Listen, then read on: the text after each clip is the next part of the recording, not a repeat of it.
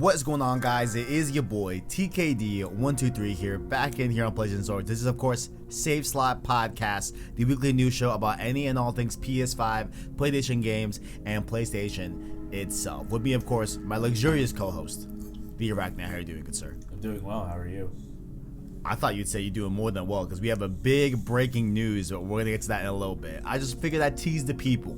You know what I'm saying? You know, it's like you're about to fire an employee, you know, and you like kind of tease that resignation type. Well, no, you don't give a resignation.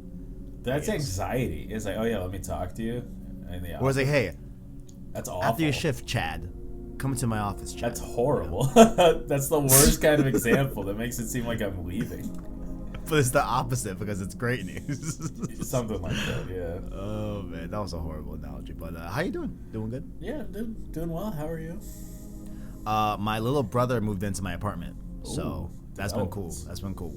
Yeah, definitely. He's a part of the PC master race, if you will. So, he's got his I think he has a 3080 in there. I think it's 3080. Yeah. He got really lucky off of OfferUp for a reasonable price. So, yeah. Could not be me. Yeah, he was trying for months. But he does have a PS5, of course, because come on, man. Yeah. Come on. You know what I'm saying. But yeah, no, like other than that, everything's been good. Just been working, grinding, chilling, hanging out. Oh, I got my vaccine this week. I saw. That was cool. Congratulations. That was cool. Yep. Thank you. It's been day 3. I feel absolutely fine. The only thing that I really noticed was like the area that I got my shot felt like someone punched my arm. Yeah. Like someone like gave me like a dead arm. You know what I'm saying? Yeah. But other than that, no, it's been totally fine. I've not morphed yet into an alien or something like that. I'm big chillin'. So. And of course, housekeeping. You can catch the show here on youtube.com/PlayStation Source, as well as podcast services like Apple Podcasts, Google Play, Spotify, etc. via our anchor link in the description. Of course, you can like the video and or rate the podcast to help us get seen by more viewers so we can grow the PSS family. Let's do the ritual, ArachKnight. Let's check these podcast feeds, because hey, maybe one day y'all are nice to us. You know what I'm saying? Maybe one day y'all are nice to us and actually give us a rating. We have a development. We now have 4 5 out of 5 star ratings on Apple Podcasts. You love to see it. It was 1. No, I think it was 2. I think it was 2, but okay, Kings, I see you. All right, feel free to, I like that 5 stars, but you could also insult me in the write a review. You know what I'm saying? I do like that. Like, we have a serious review from someone that really appreciated our Road to Last of Us series. You know what I'm saying? Road to Part 2. So that's good. But anything on the Spotify front? Not that I can see. Well, Spotify kind of sucks. So Damn. You know what I'm saying? So. That one I'm less concerned about. I'm more concerned about Apple Podcasts for sure. But down below, of course, you can let us know what you like or dislike about the show and connect with us further on Twitter and Discord in the description as well. Definitely join that Twitter. Definitely join that Discord server as well. If you're feeling generous, feel free to hit that join button. Feel free to hit that join button to become a member of the channel with that $1 Prince tier and our $5 King tier as well. And of course, you can check out the stream series throughout the week if you missed them. They are on public playlists on the YouTube channel. Now it's no longer Ratchet and Clank. That's the wrong thing. We're now doing Resistance. You know what I'm saying? Resistance. We did the first episode on Tuesday.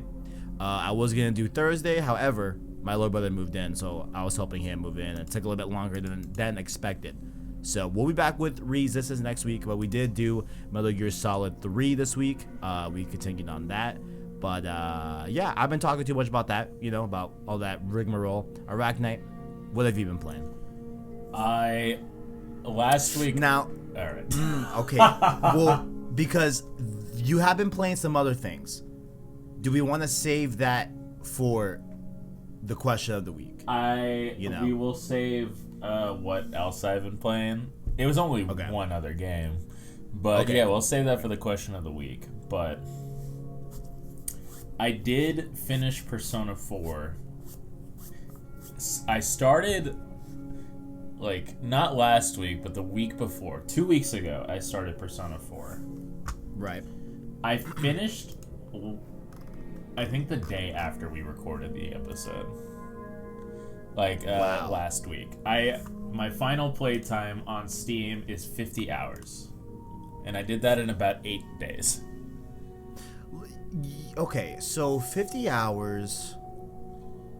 Okay. So, and you were doing, like, the boss rush thing, right? Like, you said, like, you weren't doing too much, like, actual combat, I guess? Yeah, I was weaving through enemies as much as I possibly could. Okay. So, just go through the palace or whatever at day one. As soon as it was available, I went in, bobbed and weaved through the enemies, did the boss, and was done until the next, like, event happened. And then the rest of my time was spent, like, you know, with social links and all that other jazz. And because you go. Well, because, like, I'm trying to plan out because you played and beat Persona 4. I feel like I gotta be right up next. You know what I'm saying? Like, and there's a story that we're gonna get to here on this episode that I really do want to spend more time with my Vita than I do, right? Right. So I'm just wondering, like, you know, in terms of Persona 4, like, does boss rush give you more damage against enemies, or like what's the deal with that? Nope. Boss rush is there is no, like, when I say boss rush, it's just I didn't play the game the way that it was intended to be played. Like, you're supposed to fight as many enemies as you can and grind for levels, but since I played on the easiest difficulty, I just ran in and one-shot everything and then just left. Okay. So I didn't feel like doing. And plus, if you fail an encounter, you can retry it as many times as you want. Okay. So that's what I ended up doing. I didn't care much for the combat, but in terms of game quality, I fully understand why everybody still talks about it years later. It is an incredible game. I was addicted to it from start to finish. And I have been playing Persona 3 as well. I'm already like 10 hours into Persona 3. And I don't like it as much as 5 and 4. Okay. But I am still going to play it to completion. And I've been having a good time with it. But Persona 4 has made its way into, like, my top 10 games.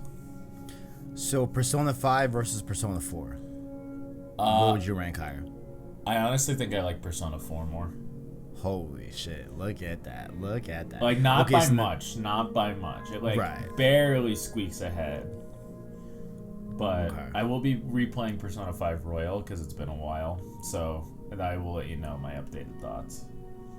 Yeah, I wish they included Royal in the PlayStation Plus collection, you know, on PS5, but it's just the base Persona 5. Yeah, but Royal came out in, like, 2019, I think. Yeah, definitely a recent tell for sure. Yeah. I think the last thing I have kind of a question on is, like, for Persona 4, can I change my difficulty? Yeah, I think you should be able to. Okay, I'll double check that because, like, honestly, turn-based, I get it, right? Like, I understand, but it's purely just a time thing where I just want all the story, but not the 100 hours of game. But 50 hours of game, that's definitely reasonable. I already started. I'm like 12 hours in, so you know, I could expedite that. If I can just, I think us talking about this game here on this podcast has decided that I'm gonna just focus on the story and just get the story out of it, you know, which is at the heart of all JRPGs, right? And like, hey, I get turn-based, I get it, right? Like, I don't think that Persona 4 is doing anything like revolutionary new in that genre. It's just a very refined JRPG gameplay system, right? Like, I don't think that's wild to say. I don't remember there being like anything super, you know, unique about Persona 4's gameplay, right? So I think I'm acceptable with accepting that. Yeah, you know what I'm saying? Yeah, it's a great game. Very, very good. It's I'm very surprised with how much I loved it, because the people that I talked to, at least one of them, it's like, oh, my Persona 4 is my least favorite out of 3, 4, and 5. And I was like, all right, I'll play 4 and then get into 3, because I hear people love 3 and I hear a lot of people love 4. So it's like, I'm gonna prove my own opinion. I see.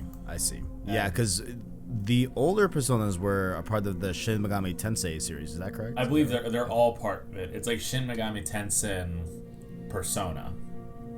I see. Okay. It's a spin-off series. Right. And but like, yeah, but I think it was like Persona 4 Golden when they started dropping the Shin Megami Tensei, you know, in the beginning. But they're definitely a spin-off. Right. Well, good to hear. Good to hear. I'm going to promise that I'm gonna boot up my old Vita. You know what I'm saying? It's right by my bedside every night. You know, you got to keep it close. You know, you got to keep your loved ones close, and also your beloved consoles close. You know what I'm saying? So definitely got to get on that. I'll see about that easy mode. Hopefully I can change it. I feel like that'd be some bullshit where I can't change it, and I'd have to start over the game. I hope not. I hope not, but we'll see. Playing anything else? I did finish the Doom DLC, Ancient Guards Part 2 on Ultra Nightmare. Okay. That sounds like hell, but how'd it go? Honestly, not too bad. I'm not gonna say it was easy,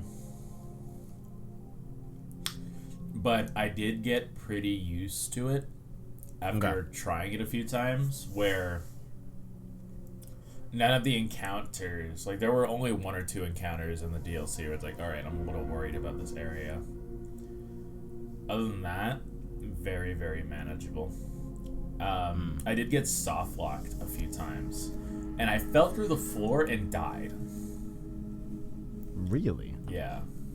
That's weird, because like I don't recall ever having like any sort of bugs with Doom Eternal or the Doom 2016 version of the series. So like that's always told me that like, hey, those games were just made with like they had just very good quality, you know. So that's interesting to hear that like you fell through the floor, because I've never experienced anything like that in Doom. You know what I'm saying? Yeah.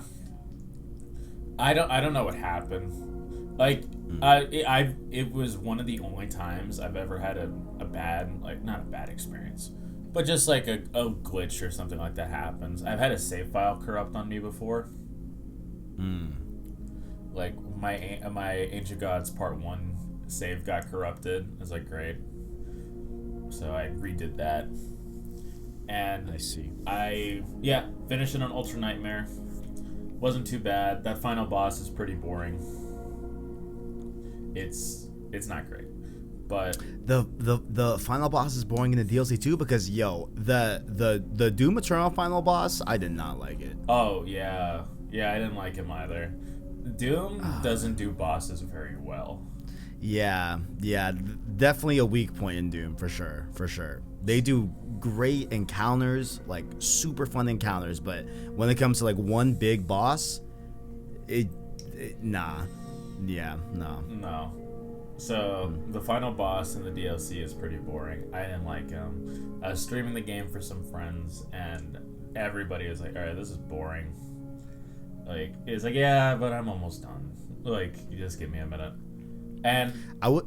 Oh yeah. No. You go. I was gonna say, like, I would love if they did like a boss like scenario instead of like a legit just one singular boss, right? If it's like, hey, you're going through this fucking maze or something, right? Like this like Crucible type thing, where, you know, it's just a super long encounter, you know, that's like extremely challenging. Like I think that would be like a better boss thing in Doom than just having this bullet sponge that is boring to fight. That's what they end up doing, like with mini bosses, like the Doom Hunter. Like you fight him one-on-one once, and then they drop you in an arena with two of them. It's like, all right, this is just a normal arena, and he's here. Ooh, yeah, okay, I like that. Like not sure if like you were saying this like exactly, but do a wave-based type thing, you know? Yeah, like it's what they ended up doing was just, okay, you know how he works, you fought him. Now we're just gonna throw him in arenas like normal, like a normal encounter, except he'll be here sometimes. So that's always nice. But I did end up finishing it. I thought it was a good time. I had fun with it. I've finished every available challenge in Doom Eternal on Ultra Nightmare at this point. Savage. So that very fun. I'm excited to see what else they do with Doom. What else? I've been sick as a dog lately. Like I've been very ill. Oh man, bro, you didn't tell me that. Yeah, and I'm feeling okay. Yeah, I'm feeling good now. Like today's the first day in about a week that I'm feeling pretty decent, which is nice. But I remember I posted in the Discord, it's like, I'm gonna get in the top 200 in Ultra Kill, and I played for like 10 minutes, and then I just started feeling awful. It was like, alright, I will not be getting in the top 200 in Ultra Kill today. And it just got progressively worse and worse, and I was really bored of just laying in bed and withering away. So I was like, you know what, I'm gonna play Doom, and that's how I finished Ultra Nightmare, with like a cough and like feeling like shit. Yeah, in a similar vein, I like tie certain games to like when I'm like extremely sick, you know. I recall the latest one being, I played through Infamous First Light when I had mono and strep at the same time. Yikes. That was god awful, but it was a good game though. It definitely helped relieve the discomfort, you know, of having both those things at the same time, for sure. So, well, I'm sure we all wish you a good bill of health. Thank you. Absolutely. Any other games you've been playing besides the fun stuff that we'll talk about later on? No, I'm pretty much done. Beautiful. Well, all right, Final Fantasy 15. Let's talk a little bit about this, okay? So I tried to beat the game before this recording, right? The ending of this game is a very long ending, right? Okay, again, like I don't want to spoil it for people that are listening, because I am blown away at what they double down on doing in this game. And I applaud everyone that I've talked to about this game, that they do that they didn't spoil anything about this part. I think you know what I'm talking about. This insane how do I even phrase it? The other phase of our characters. Does that make sense? You know what I'm saying? Yeah. Where you do the final battle, you know, where it is. Does that kind of feel me? You know what I'm saying? I'm with you. Okay, I was not expecting that.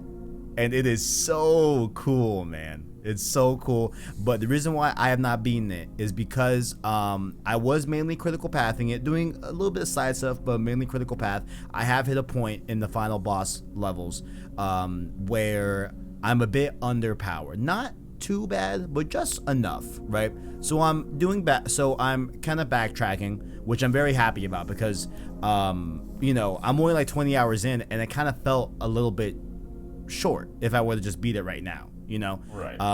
So I'm at least appreciating that I'm able to go back and like have a reason to level up again and all that. So I've been doing that. I did a little bit of that last night, a little bit this morning, but yeah, I've just reached a part. I think last week I just got to Altissia, I think. Yes, I believe so. Yeah. So I've done everything beyond that. There are some crazy things that happen to these characters. There was so much, like so much has happened. Like it is crazy how different the second half of this game feels than the first half. You know, the like first half, it's like this like very much road trip adventure type vibe. You have some, you know, positive music going on. You got the regalia. You got some just wonder in there. Like overall, like it feels like much more of an upbeat game. The second half is like fucking insane, bro. Like it is so serious in the second half, you know, that like it's weird to go back to the open world section of that game, you know, and it to be, you know, a bit more of a lighthearted adventure type of game, because I think it does get really dark in that second half. Not only like literally dark, but just what we're dealing with, the things that, you know, Noctis is going through, and Prompto, especially ArachKnight, especially my boy Ignis. You know what I'm saying? I can't believe that happened to him. You know, crazy. It's crazy. Like, and I am loving it, bro. Like, I said, I think the last thing I'll say before I talk about, you know, me being the game next week, right? Hopefully, I should be able to. I'm like pretty certain I will be able to. Also in this last section, you're having the ability to play as the other party members. You know, so I played a little bit of Gladios, played a little bit of Prompto. You know, and I think I'm expecting one more boss fight where I have to play as Ignis, I bet, you know. But those have been really cool. And as, you know, someone that has the special edition that comes with the PlayStation Plus collection, all those have the different side chapters for the other characters. So it's cool that the main game gives you a little taste of how they'll play in their separate DLCs. But yeah, I'll have more to report once I beat the game. But I think all in all, right, my main objective when I picked up Final Fantasy 15 ArachKnight was to, of course, answer the question, do I just like Final Fantasy 7 or do I like Final Fantasy? ArachKnight, I think I like Final Fantasy, man. Like, dude, if the whole series is anything like 7 and 15, I'm down for it. I'm not saying I like 15 more than 7. You know, I'm not saying that, but they are now closer than they were before, for sure. I understand. For sure. Yeah. And dude, the more I play 15, man, it was kind of a slow burn, but I'm fucking loving that combat, man. I'm really enjoying that combat in that game, bro. It is really fun. Once you get the hang of it, you know, I'm really, really, really enjoying it. So we'll see. And then I think I told you last week I was thinking about going for the 7 Remake Platinum, you know? Right. I'm not sure if I am going to do that. I'm not sure, man. Just because, like, dude, it's 30 frames, you know what I'm saying? Well, like, I don't know. Also, you gotta replay the beginning chapters, like the first half of the game, 3 separate times to get Aerith's dresses, I think, for a trophy. Oh, really? Yeah, you gotta get all of Tifa's outfits, all of Cloud's outfits, and all of Aerith's outfits. Right, by like answering those questions, right? Like in a very like where it's like sporty, classic, yeah, or whatever the hell, yeah, mature, yeah. And Aerith's are how many side quests you do. Because I feel like I did all the side quests. Yeah, and you got the original run. And you got the really pretty red dress, right? Yeah. So that's like you did all the side quests. Here's your reward. If you do no side quests, she gets an okay pink dress, and if you do some side quests, you get a little upgrade from that. That's weird. I've honestly never seen another dress in that scene besides that red one ever. Nope. Yeah, because most people that upload it, like, why would you upload something? It's like, yeah, I didn't do shit. Here's what I got. Interesting. Yeah, I just totally didn't know that. Yeah, I don't know. Like, it's because I do want my return to Final Fantasy on Intergrade to be like mind blowing. Yeah, you know. I want to make a comment, but I will wait until later. Okay. I mean, look, I want to say it in the next section, of course. You know what I'm saying? Did Besides, you already reveal it in the intro? Did I? Yeah. Fuck it. ArachKnight got a PS5, guys. Y'all already see the thumbnail. Yes, ArachKnight, I'm making you the thumbnail. Not your face, but Daredevil. Yeah. You know what I'm saying? Yeah, it's gonna be a fire thumbnail, but my boy ArachKnight got a PS5. So what do you guys say about Final Fantasy 7 and PS5? Okay, so when I was playing Miles Morales on PS5, it was on I had it on fidelity, and I was like, let me see performance ray tracing. Let me see that. It's fucking good. And it's like I can never go back. Because with the PS4, I was acclimated to 30 frames. I was like, this is just the standard. It's what it is. But seeing my console go to a smoother 60 frames, going back to 30 frames was horrendous. It's virtually impossible, and that's not even an exaggeration whatsoever. Yeah, it is. It is horrendous because with my computer, I'm acclimated to 144. Like everything's smooth as possible. It's what I'm used to. Like, and if it can't reach 144 for whatever reason, 60 is usually the average. So I'm used to pretty smooth, like pretty smooth to really smooth. But with the PS4, I was used to a little 30 frames per second, which is okay. Right. But I went back, I put it back on fidelity, and I immediately switched it back to performance ray tracing. It's like, I will not be dealing with that. Yeah. Performance RT came a few weeks after launch. And that, I think, is the definitive way to play that game. You know, it's rendering natively in 1080p, but is upscaled to 4K. That's according to Insomniac. Performance mode by itself looks better. I think it has like a higher base rendering rate. Like, I think it's maybe like 1440p, and then it's upscaled to 4K from that point, while fidelity is true 4K for sure. With all the ray tracing and bells and whistles and all that, for sure. The only thing that bothers me about performance RT is the draw distance. You can tell if you're looking for it.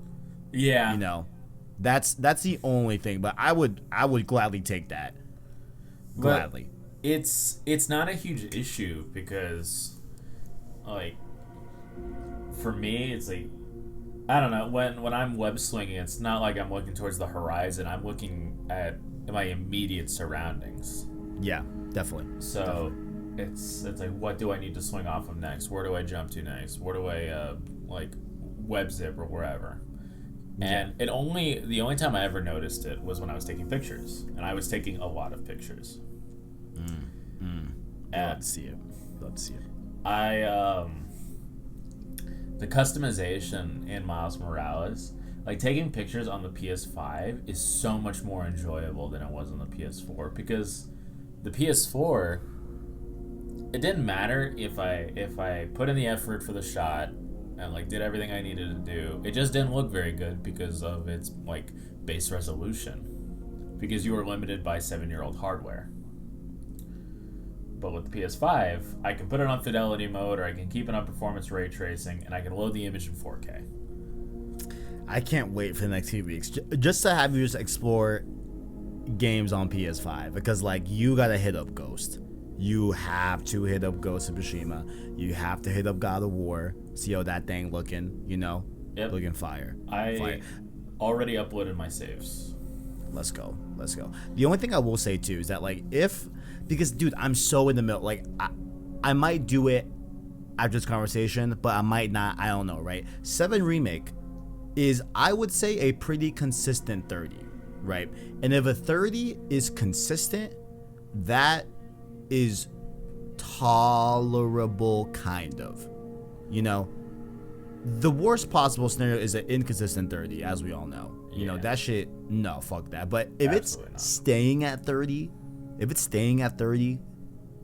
and maybe minor dips here and there, but for the most part is at 30 frames, period, I can find a way to live with that, But I think I might. And plus, like, it's coming up on a year that it launched April 10th, I'm gonna wait for I might do it. It's because, like, I would love to get that double plat. You know what I'm saying? Like, yeah. That would be, yeah. That'd be kind of cool, but we'll see. We'll see. I'm just very happy to, like, go through the journey again, and I'm excited to mess with the new photo mode in Integrate. This is gonna be so good, man. It's gonna be so fucking good, bro. But yeah, Final Fantasy 15 overall, having a lot of fun with it, and I plan to beat it next week. We'll see. I'm pretty sure I'll be able to, for sure. Metal Gear Solid 3. So we continued that, episode 2, a bit of a shorter episode, just because I'm playing on very easy and just going for like the narrative, right? Right. So we finished that section very quickly this week.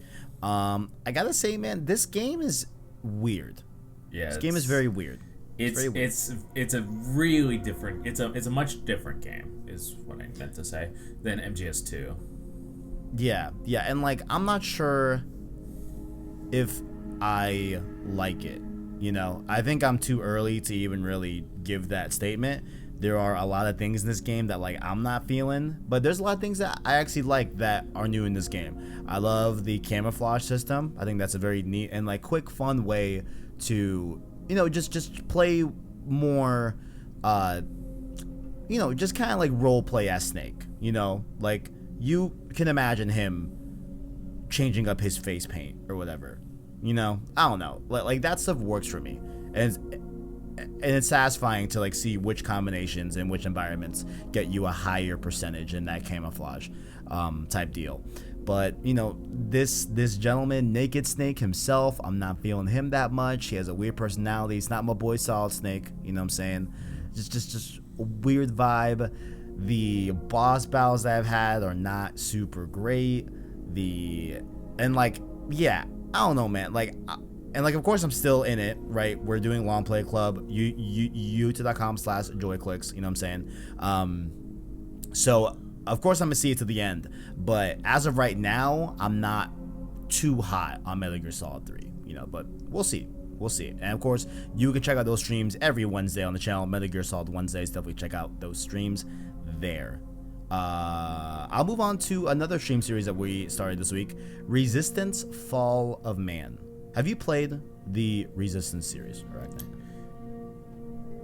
I had a very brief experience with Resistance when I first got my PlayStation. So here's how it went. I went to Blockbuster. Shout out to Blockbuster. Rented the game with my dad. He didn't know. My parents don't know video games, so I was like, okay, whatever. So, rented the game. Came home. Started playing it. Mom saw what was going on. She made me turn it off and return it the very next day. A similar thing happened with GTA San Andreas for me. Similar thing. It was, honestly, it wasn't even that bad. Like, I was riding my bicycle and a car hit me. And my mom was like, Ruben, what did you just buy my son?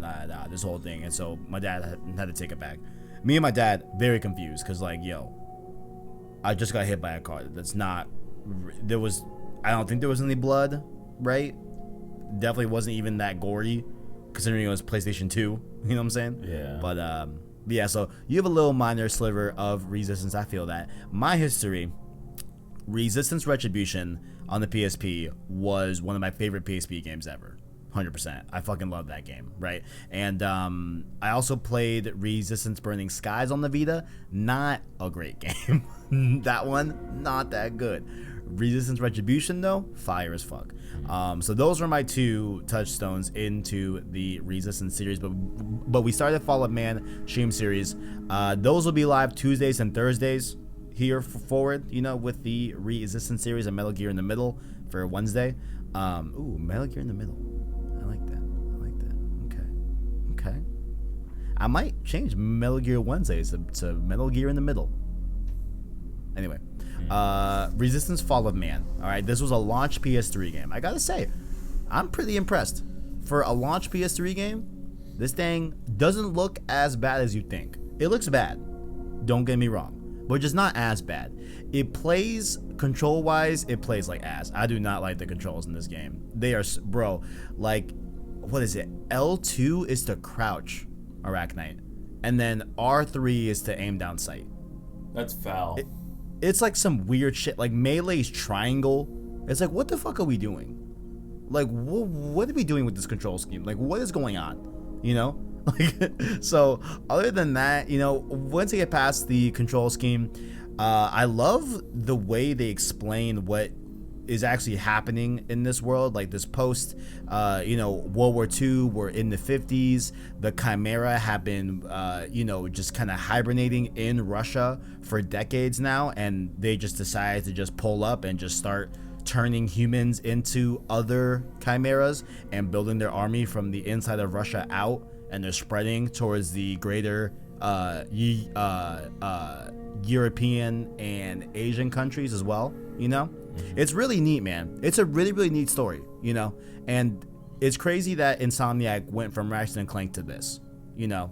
Like, and it's cool to see that team in that era do something like a little bit more serious. Like, I would say even more serious than like Spider-Man, you know what I'm saying? Right. But yeah, man, no, like, it's a really, really cool game. I'm enjoying it so far. You know, definitely we're early on in Fall of Man, so we'll continue, of course, with Resistance 2 and 3 and everything, but so far so good. I'm pretty impressed at this game, and I bet I'll begin to fully understand why this game has so much love and attention from the cult following it has, you know? Cause yo, dude, when you use hashtag resistance on Twitter, bro, people pull up.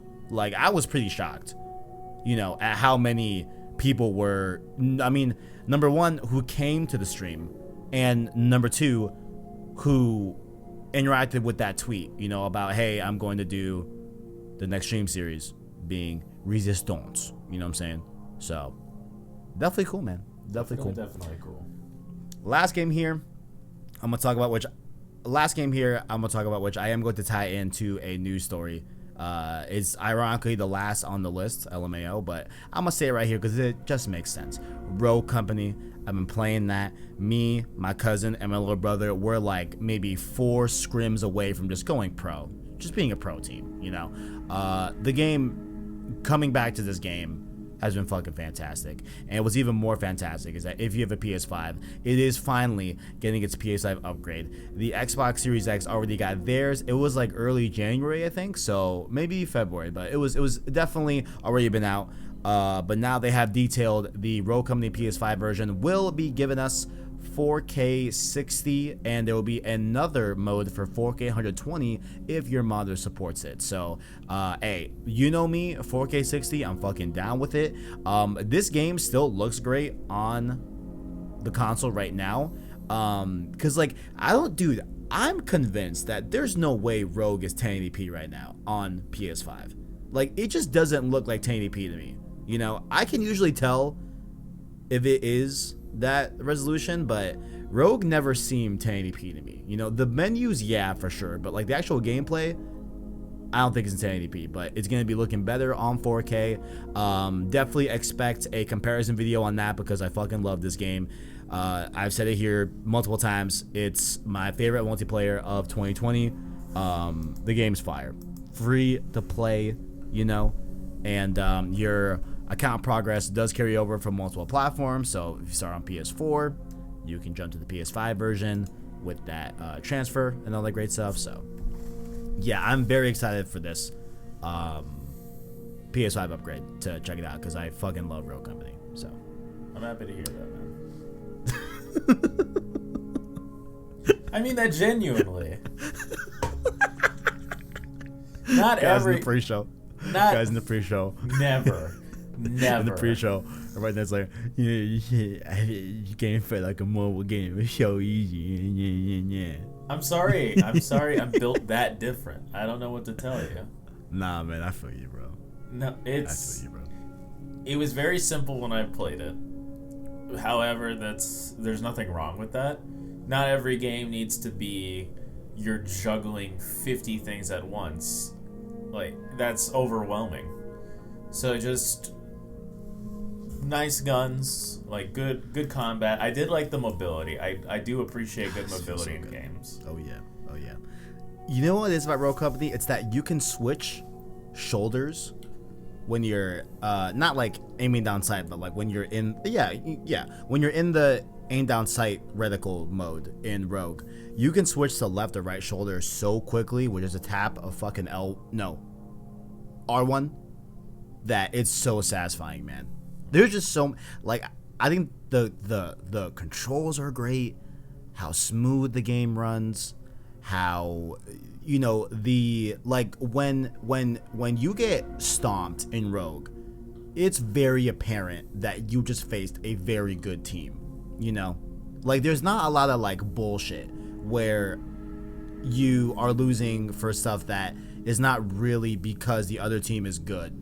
It's just because they got this whatever, just like random, drop or this random like OP ability or whatever. Like it's very, very balanced in that way.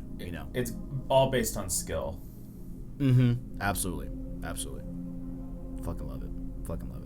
But in case you missed it on the channel, we did go over PSVR 2 stuff.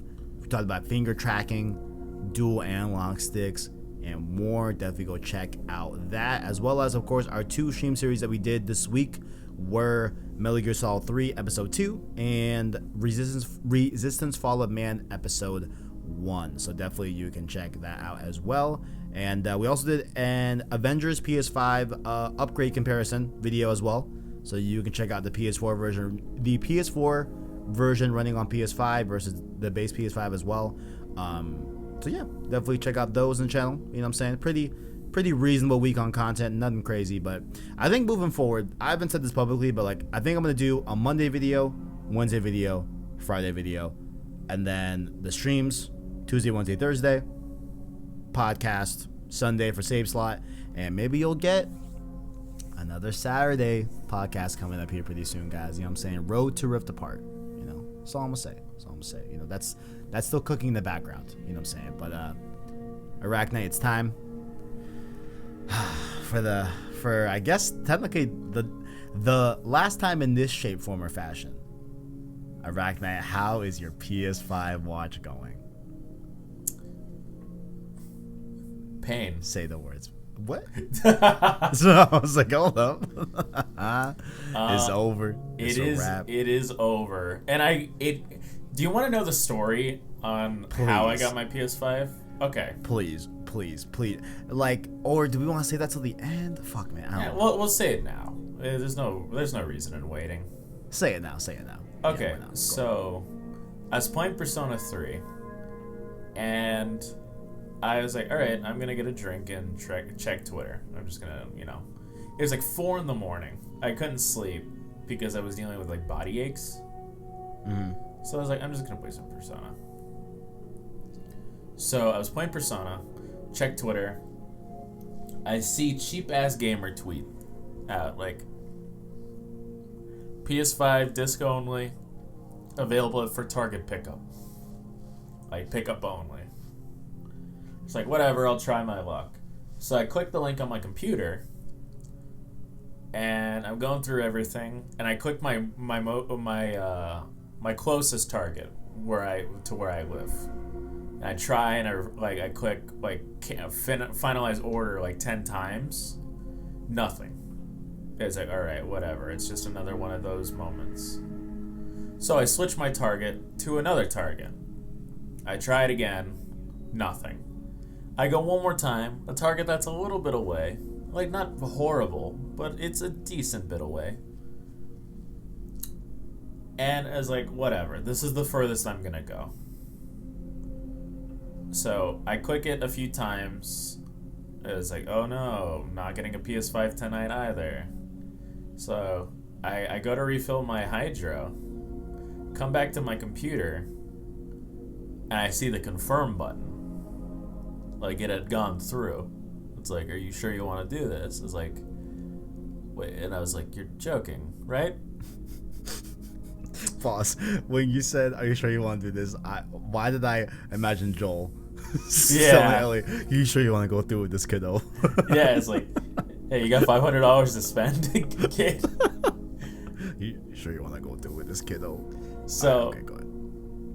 I was like, okay. So I click, like, confirm. Like, I panic.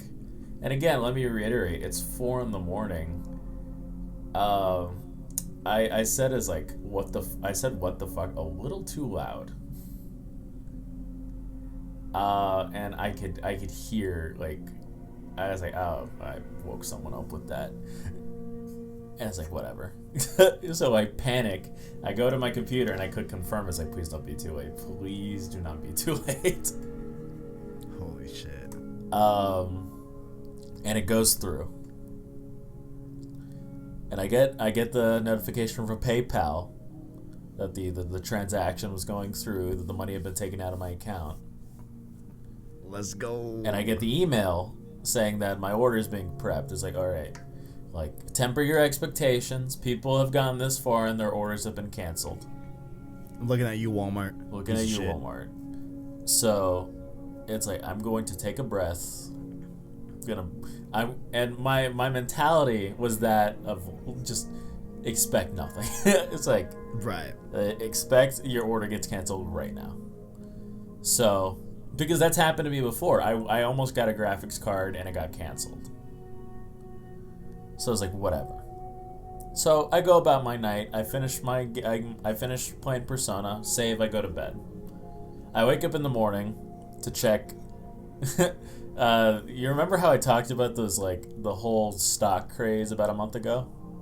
Mm-hmm. I'm still in on all that. Oh man. I've doubled down. So I wake up to check those pretty early in the morning, and I was like, I'll check my email, whatever. I had forgotten that I had secured a PS5 at this point, because it's like 7 in the morning. And I get an email from Target. It's like, your order's ready for pickup. And I was like, let's go. So, I add my parents to the people that are able to go and pick up your order, because they're in the area. It was gonna be like a 45-minute drive for me if I had just left my house to go get it. They're like, hey, we'll be home in like a few hours and we're in the area, so if you want us to pick it up, we can do that for you. I was like, I'd appreciate that. So they go, they pick it up, they come back, and this bitch is thick. It's thick, man. Like, it's thick, bro. I didn't have to do a lot to, like, fit it on my desk.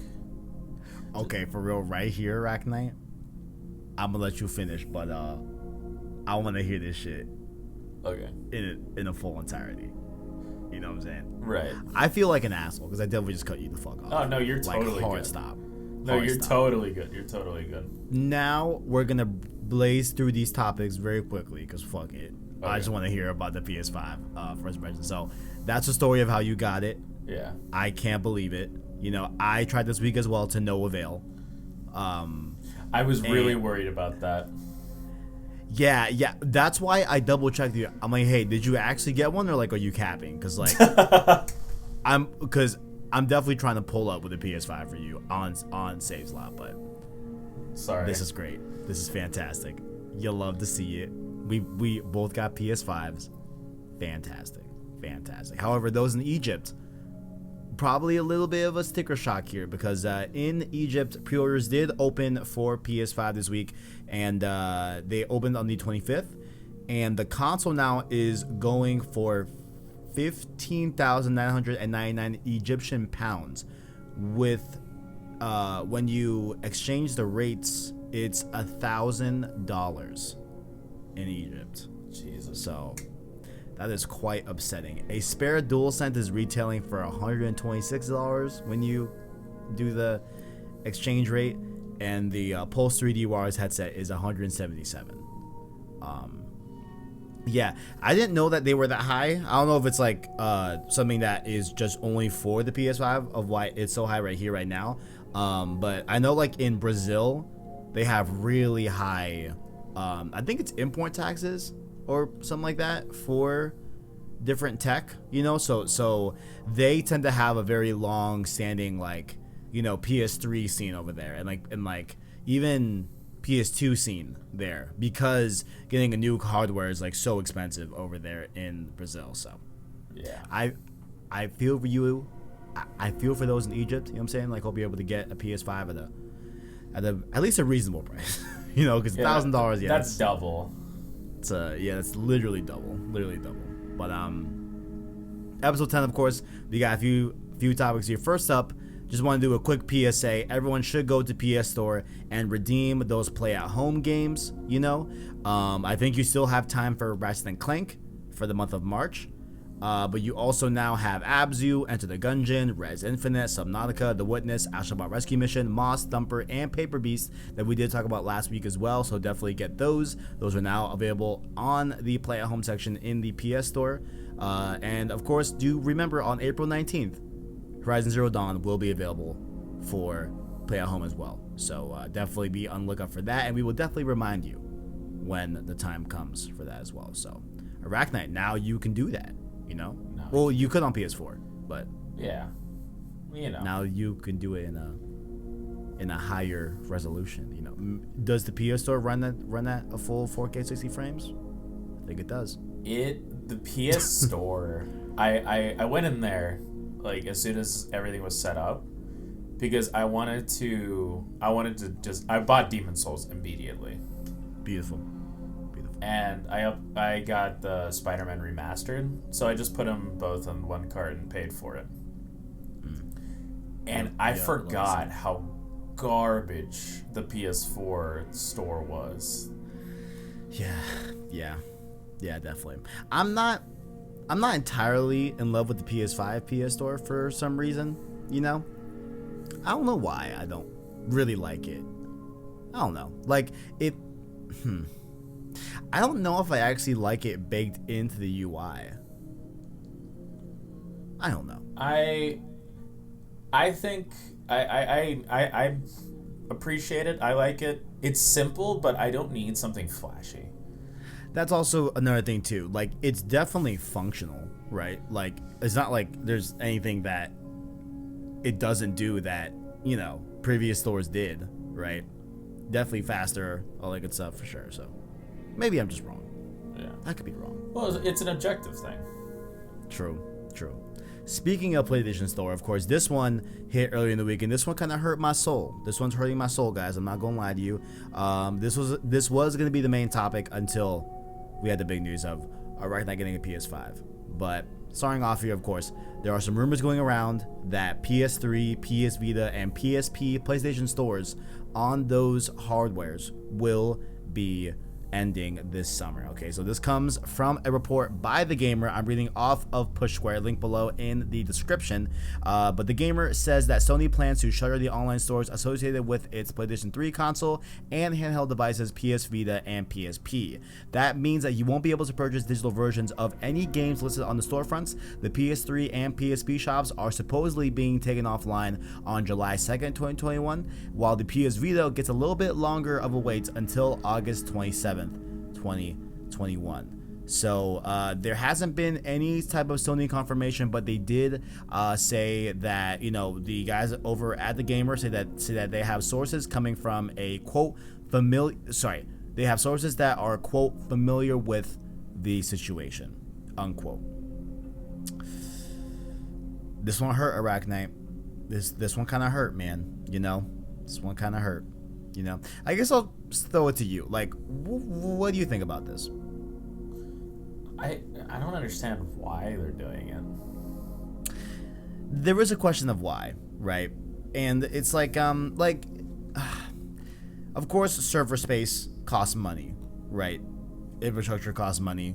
Maintenance on those said stores costs money. You know what I'm saying? So I get it, from I guess that standpoint. But I think the one that is most puzzling, I think, is the PS3 and the Vita are kind of questionable. Honestly, the PSP, I could see that. Maybe it's not such a big of a deal here because definitely the PSP is huge in Japan still to this day.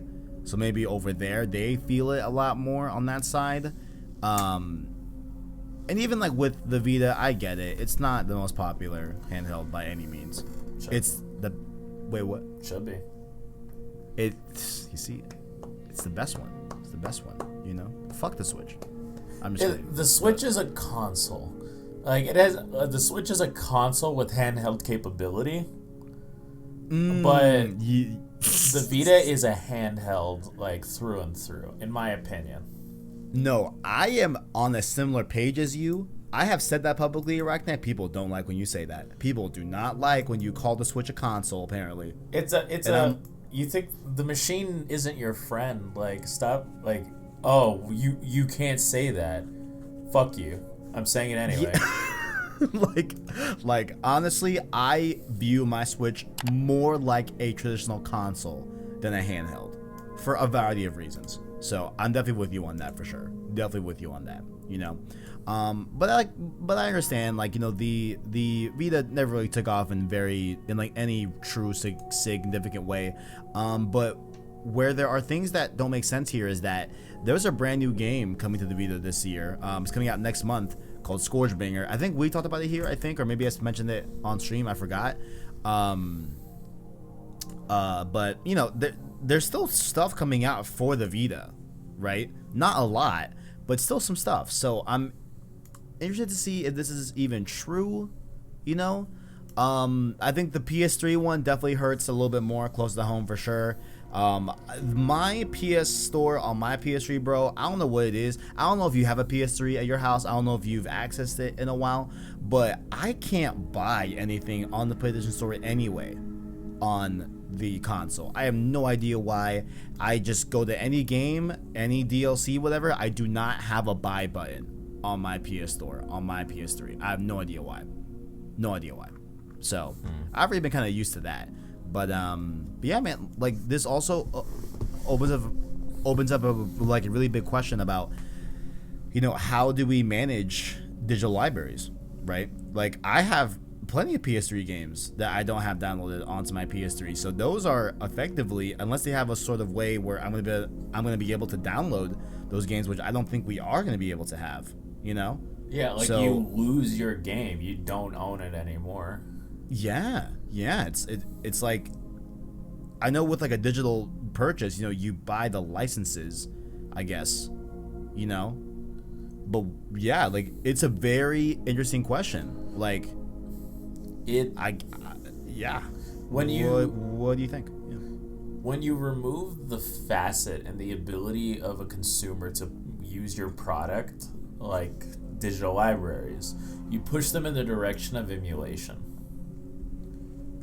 And legally, if you own the game, to the extent of my knowledge regarding the laws in emulation, if you own the game and you emulate it yourself, it is perfectly legal because it's your property.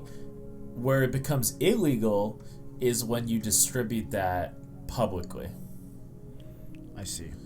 Okay. So, it like for PlayStation 2 emulation, if you upload your own console's BIOS onto your computer and the game, your copy of the game and your console's BIOS through emulation software, since both of them belong to you, and you don't distribute them, legally you were allowed to play the game in that way.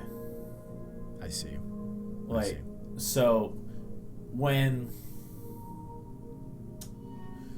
you limit the ability to play older games, you push people in the direction of emulation. Like, and everybody may not follow the laws exactly. We absolutely do not condone that, but it is a possibility that people may follow, and you encourage it. It's like, if I wanted to play something on the PS3, and it's harder and harder, every year it becomes harder and harder to find old games. Like, if a game came out in 2006, good luck trying to find a decent copy of it these days. Yeah. So, there are two avenues that people can do. They can look for an overpriced or what's the word? Or a very used copy of your game, or they emulate it, or they just don't play it. Yeah, where I fall with that is like, look, so I'm the type of gamer where, like, I really don't dabble in any emulation or, like, you know, like that's just not my bag, right? For like a multitude of reasons. Got nothing against it, honestly. Like, I could care less, to be honest with you. But you know, I just particularly don't, right? But now I'm gonna have a interesting scenario where perhaps I hear about a game that, you know, I become interested in that's either on PS3 or on Vita, right? And what I usually do is, if it's not available, you know, digitally, I don't mind going to OfferUp or going to eBay and buying a physical copy, right? Hence, Crisis Core, most recently. Actually, Dirge Cerberus is still coming in the mail from eBay, right? So, like, I have no problem with that.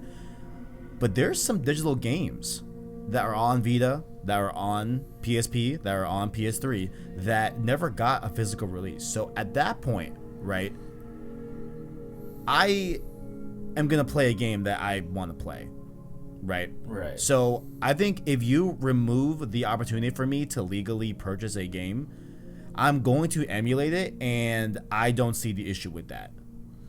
Yeah, like, I really don't. If it's not available, what do you want me to do? Not play it?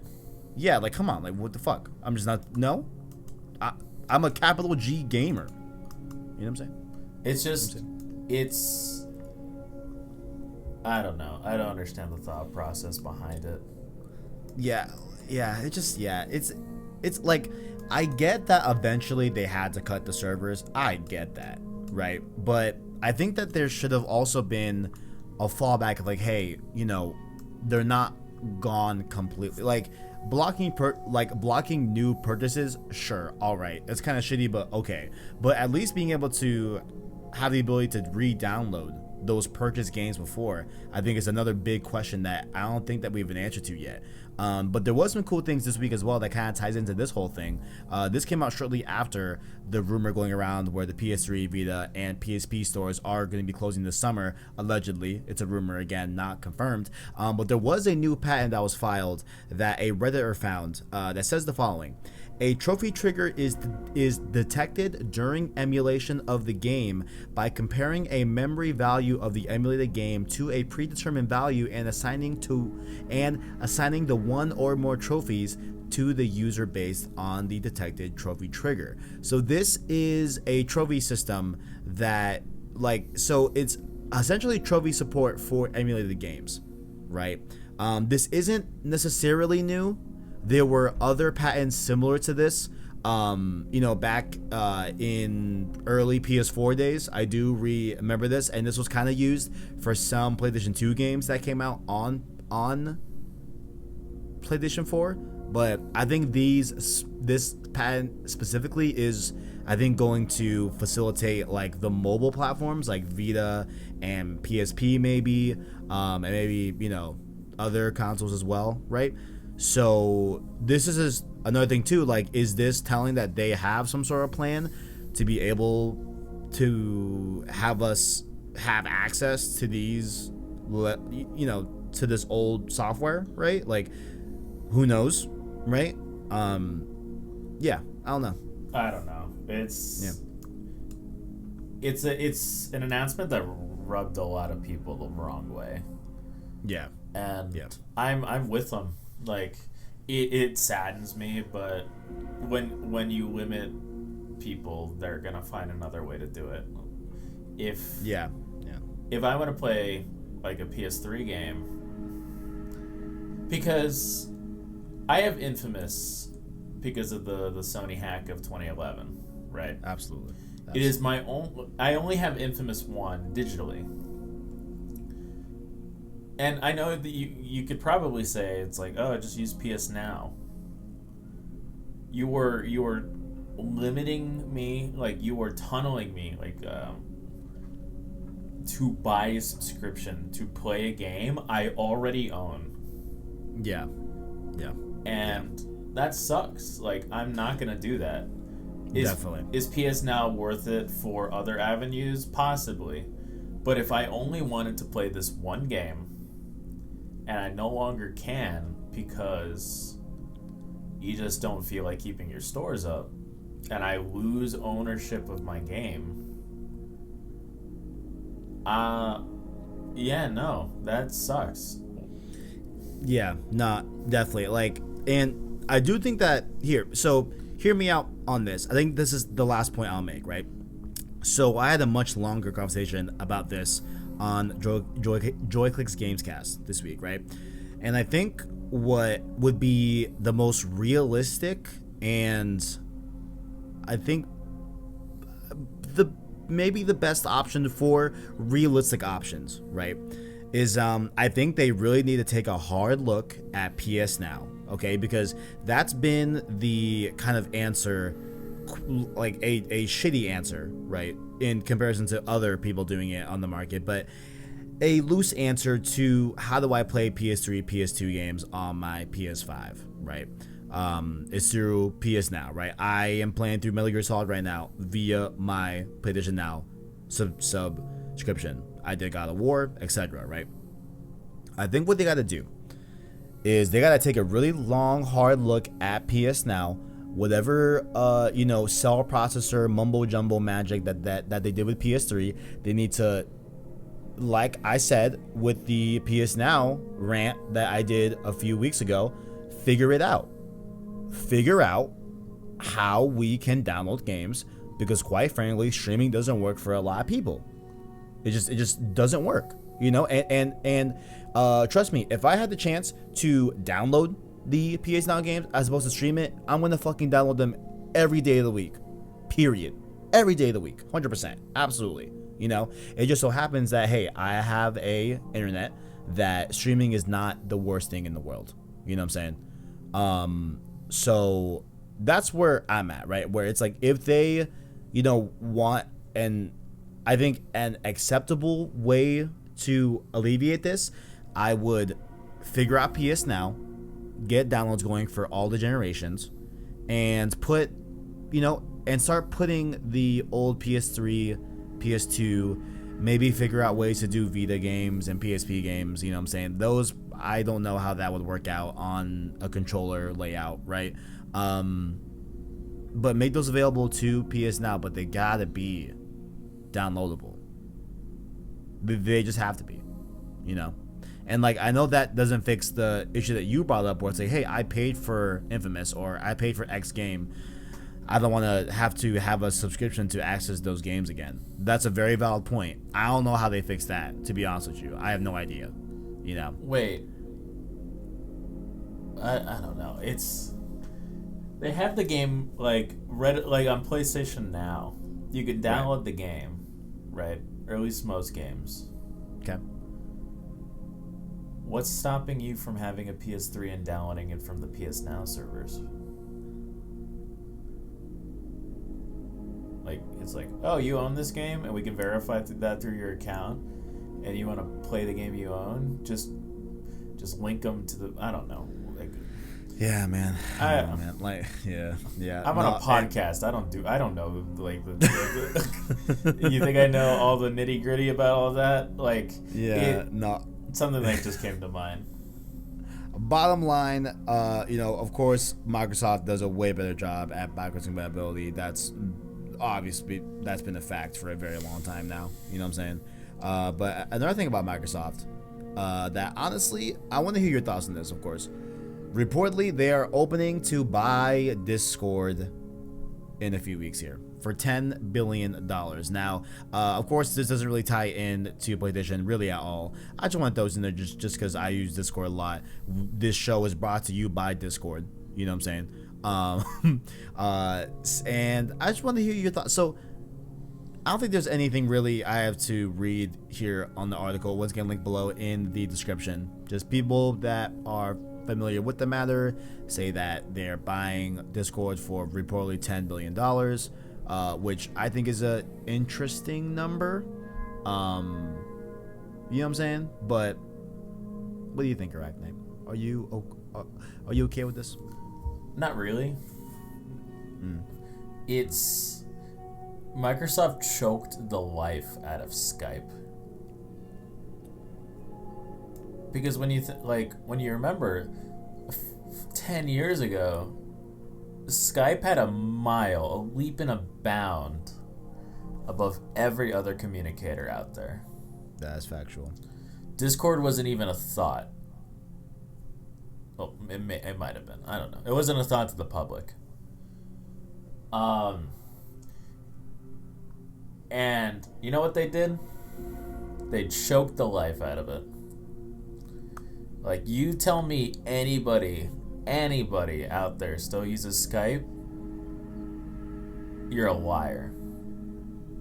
And I've other than the news, like, I've seen it like on interviews on the news why they're using Skype. I don't know, but it feels like Skype has stagnated.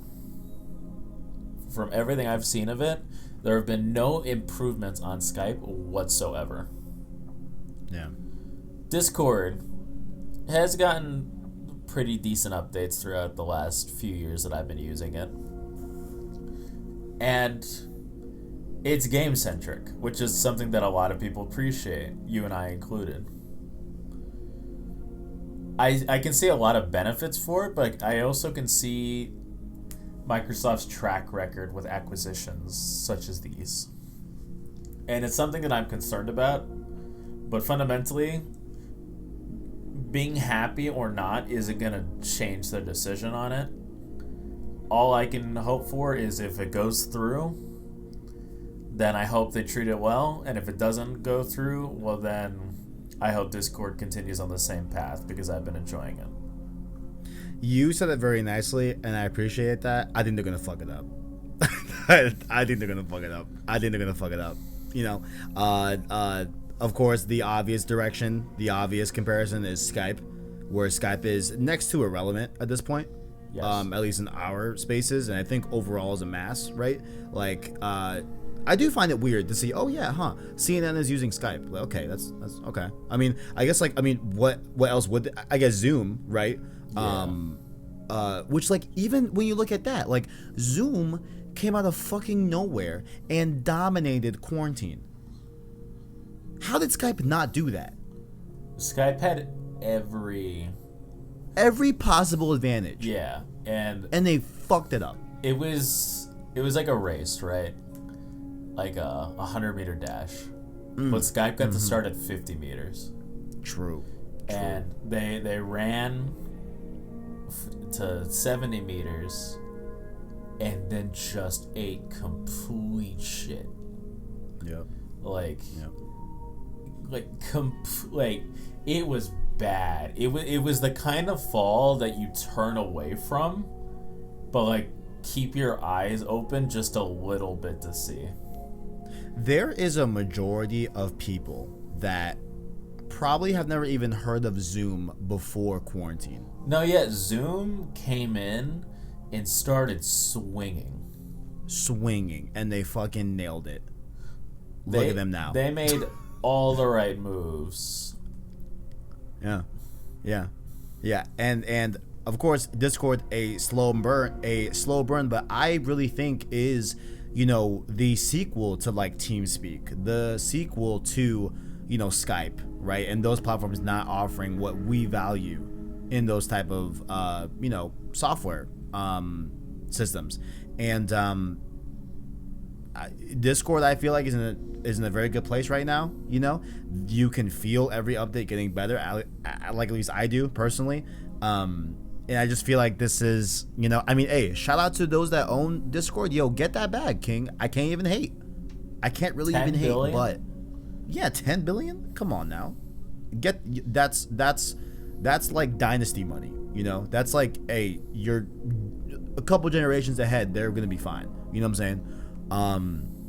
But yeah, I am worried about this, you know, and a lesser extent that people were making was like how they treated Mixer. Those are different applications for completely different services. So like, but to tie it back to like, hey, you know, Microsoft buying a service and then it just tanking, right? You could lump it in that category as well. You can lump Mixer in there too, you know? So yeah, I'm definitely concerned about this. You know, we'll see. Or maybe, hey, it could be, I think, the best case scenario where they buy it, things don't change that much with Discord in terms of it getting bad. You know, maybe it gets better, right? And of course, you got to assume that they're going to bring that over to Xbox and do some sort of really cool,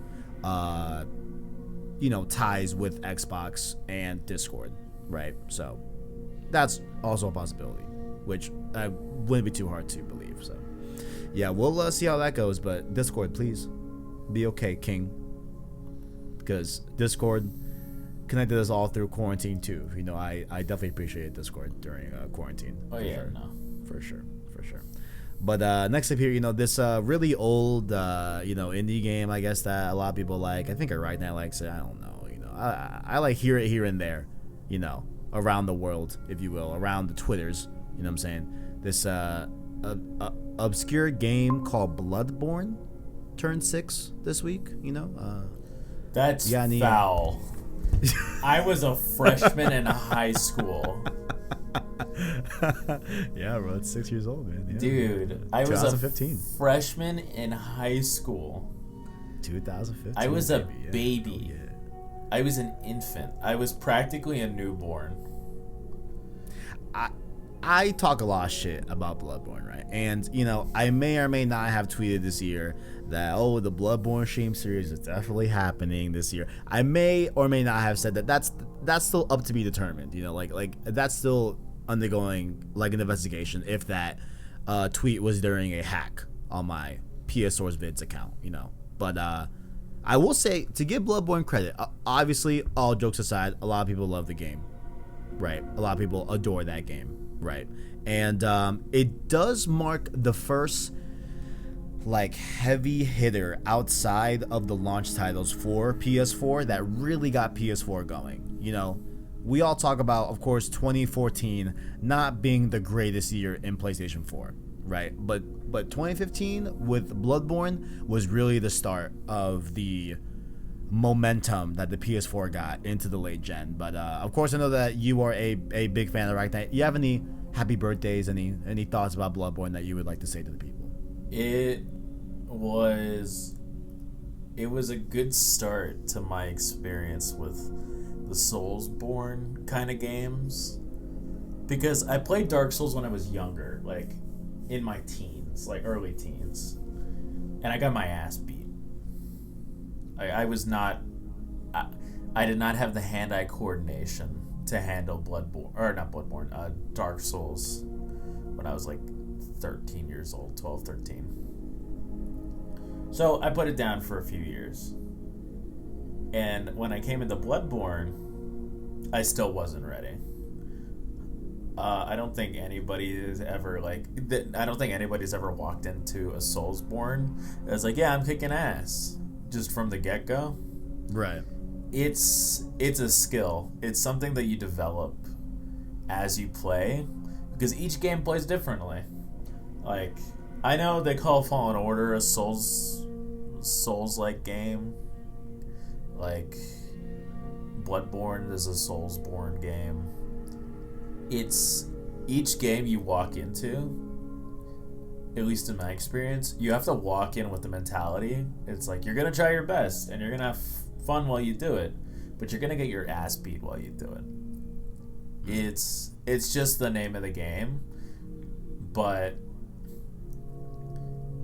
the getting better each and every time is where a lot of the draw is. You get to take in a beautiful soundtrack, because Bloodborne has an amazing soundtrack. Atmosphere, the world building, everything. While getting your ass handed to you. Yeah, man. Yeah. I know it's like an ongoing joke, right? But like, I don't know, man. Like, listen, Bloodborne is getting one last college try from me. It's gonna get one. I swear, I'm not gonna half-ass this try. I'm gonna really give one more honest go, and we'll see, man. Like, it's just gonna be really interesting if I end up like loving Bloodborne. You know, it's gonna be interesting. It's gonna be interesting. You know, but happy birthday to Bloodborne. You know, you're 6 years old. You love to see it. Next up here, this topic, ArachKnight, is very dear to us, of course. If you missed it, Road to Ghost was last year. Fantastic Road 2 series. And we have some more updates on Ghost of Tsushima. Yo, we might have to do a Road to Ghost 2, you know what I'm saying, for this movie here. Ghost of Tsushima is getting a movie, and it will be directed by the John Wick director, which I wish they said his name in the headline, but here, Chad Stahelski. Chad Stahelski will be directing the Ghost of Tsushima movie. It's going to be a part of PlayStation Productions, of course, and Sony as well. And this is fantastic news. This is some really great stuff. I can't wait for this, you know. Yeah, like, and it was something that like I really didn't see coming, you know. But this makes a ton of sense, of course. And I think the vibe of Ghosts, and even like little things like the soundtrack, I can hear it in the movie, and like, I think it's gonna be great, man. But what do you think? Of course, you love Ghost of Tsushima as well. What are your thoughts? I'm a fan of the John Wick movies, so I'm excited. It's just like, this game came out in July. It hasn't been a year, and they're already signing movie deals. Like, this game blew up. Blew the fuck up, 100%. Like, 100%. I don't think I've seen a game get this much notoriety, and I mean that in the best possible way, this quickly. Like, it has been exponential how much influence Ghost has gotten in the 8 months since it released. Yeah, it's about 8 months. Yeah, no, definitely. No, it's and of course, like, what is so shocking about this, I have another like subtopic that ties into this. I put the wrong link in the doc. Let me fix that. Okay, that's the correct link. The game has sold 6.5 million copies. Now, this is such a staggering number because it's a brand new IP. Like, it's a big feat for a new Sony IP to get 6.5 million in under a year. You know, that's really, really incredible. Like, this I'm just, again, so fucking proud of Sucker. Like, I feel like a dad. Like, I'm so fucking proud of my son, man. like look at him killing it. You know what I'm saying? Oh man, you love to see it. You know what I'm saying? But yeah, they did say that Sucker Punch is involved with the movie, you know, in terms of consulting. I believe this here. I'll just read a little bit of the quote here. They say, we're excited to be partnering with Chad and 8711 Entertainment to bring their vision of Jin's story to the big screen. We love working with partners like Chad who have passion for our games, ensuring we can create rich adaptations that will excite our fans and new audiences, you know. So yeah, like, overall, once again, I feel like, you know, I have a good feeling about this new wave of games coming out of movies coming out about games from this specific sect with PlayStation Productions, like having Naughty Dog, involved in the Last of Us series on HBO, having at least a little bit of consulting on Uncharted, but it doesn't seem like there was enough, maybe. But there's still some oversight there a little bit from Naughty Dog, and seeing this as well with Sucker Punch and Ghost of Tsushima, like at least they're understanding that, hey, they're bringing in the people that created these IPs, right? Which I think bodes to at least you have the best means possible to make a good movie. You know what I'm saying? So, yeah. Any last thoughts on this, ArachKnight? I assume, of course, we're both gonna watch this movie. Oh, absolutely. Like, I'm fucking in. The action is going to be kick-ass. It's gonna be so fucking good, man. Like, I can't wait to see some good sword fights. I just want to hear that theme. You know what I'm saying? Oh, yeah, the Ghost soundtrack is my God. always on the playlist. Like, dude, Jin's theme is one of the best themes I've ever heard. Period. 100%. Oh, it is very solid. It's so fucking good. It's so good. I can't wait, man. What I would have wanted, I think, a little bit more, ArachKnight. I'm happy with this, right? You know what? I mean, we don't even really know. What if it's an anime? Like, what if it's like animated? I think they would have announced that it would have been an animated movie. Yeah. I guess you're right. But live action, I know it's gonna look fantastic. But like, I would have also loved if it was like a beautiful animation artwork. I think that would have also been cool. You know what I'm saying? But I'm excited for this. Ghost of Tsushima selling 6.5 is fucking amazing. This is hype. You'll love to see it. A few quick ones here, of course, to end off the news section here on episode 10 of Save Slot Podcast. Returnal did go gold. Of course, the game is coming out April 30th. The game is officially done. They announced it here on a tweet. They say, quote, Returnal has finally gone gold. A huge thanks to everyone on the team at Housemarque, PlayStation Studios, and all of the other teams involved. We can't wait to have this out soon, and for every player out there to experience the planet of Atropos. So, I'm very excited for this game. I know it's a game that has a lot of questions about it. I know it's a lot of game that there's a lot of questions about the pricing of this game. Of course, being a full $70, is it gonna live up to that? I believe in Housemarque. I fucking love Housemarque. I love their games. So I'm obviously biased in that standpoint. But I'm very hopeful for this game. I'm very, very hopeful for this game. I'm liking what I'm hearing about this game, liking what I'm seeing about it. So yeah, I'll be playing a day one, of course, here on the channel. But I mean, now that you have a PS5, ArachKnight, are you gonna look a little bit closely at this game here, Returnal? Absolutely. I've talked about my interest in Returnal. Like, even last week, is like, yeah, as soon as I get a PS5, I'll probably get this like day one. Hell yeah. So now I'm thinking too, like now that we both have PS5s, right? I'm thinking that now that we're the maybe elite. Huh? Now that we're in the elite. Oh, absolutely. Now that we've been blessed, if you will, we've been coveted. I'm thinking about, hey, I mean, you down to do a Returnal review discussion?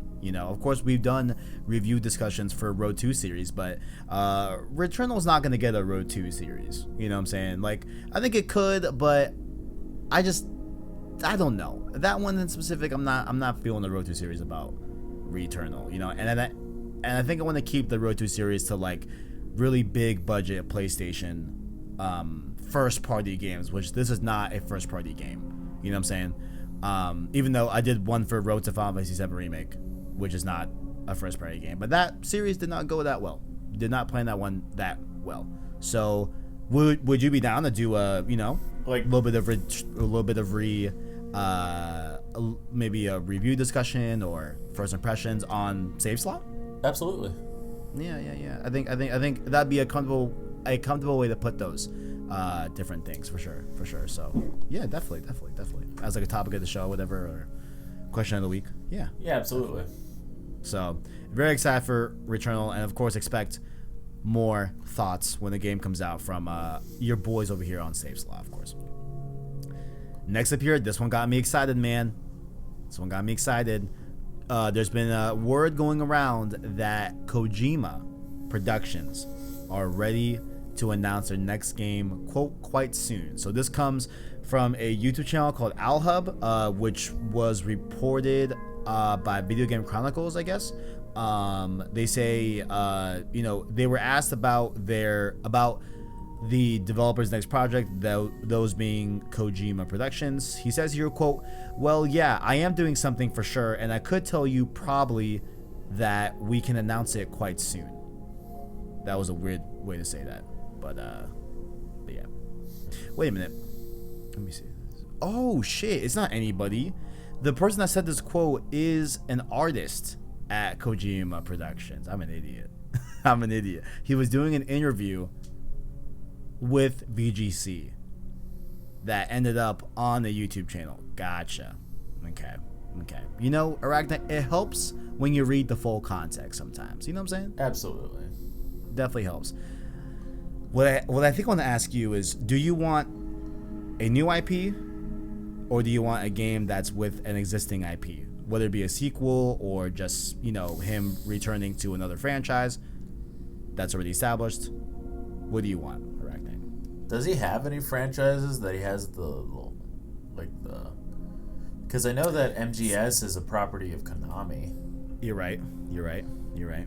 I don't know Hideo Kojima's portfolio very well. I don't know. I didn't like Death Stranding, so if he wants to do something else, go for it. If you want to go back to Death Stranding, that's great. Well, I won't be there. Oh man, I'm gonna be for whatever he makes, man. I'm fucking in, right? But there's a prospect of hey, maybe Sony buys the rights to Metal Gear Solid, right? And he returns to that. A lot of people say that they don't want him on hypothetical MGS6, which I think I can understand, I guess, but I don't know. It's just the all the legalities surrounding Metal Gear. Him and Konami are definitely not on good terms. Absolutely not. Yeah, he wasn't allowed to receive awards for MGS5. Some fucking bullshit. He was not allowed to be there. That was some ass. So, yeah, I don't even it's okay, you can work on your baby, but you have to make this soulless shit-eating company money. That's yeah, all right, I'd be done with MGS. You know what? I had a good run. Fuck this company. Yeah. I don't know, but it's also I'm just a petty asshole. I would give up money to spite someone else. I would absolutely I don't know if you told me that the person I hated most in the world and $10,000, they would get $10,000 and I would get $10,000. Fuck you. I don't need $10,000. Fuck you. I don't need. Oh man, but yeah, okay. I'm $1 million. Honestly, though, however, that's a little more.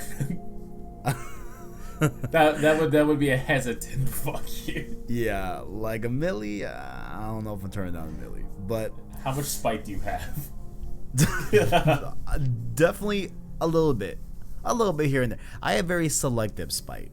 I do have a list of enemies. Damn. Whether they know it or not, rivals. I definitely have a few that are on the list.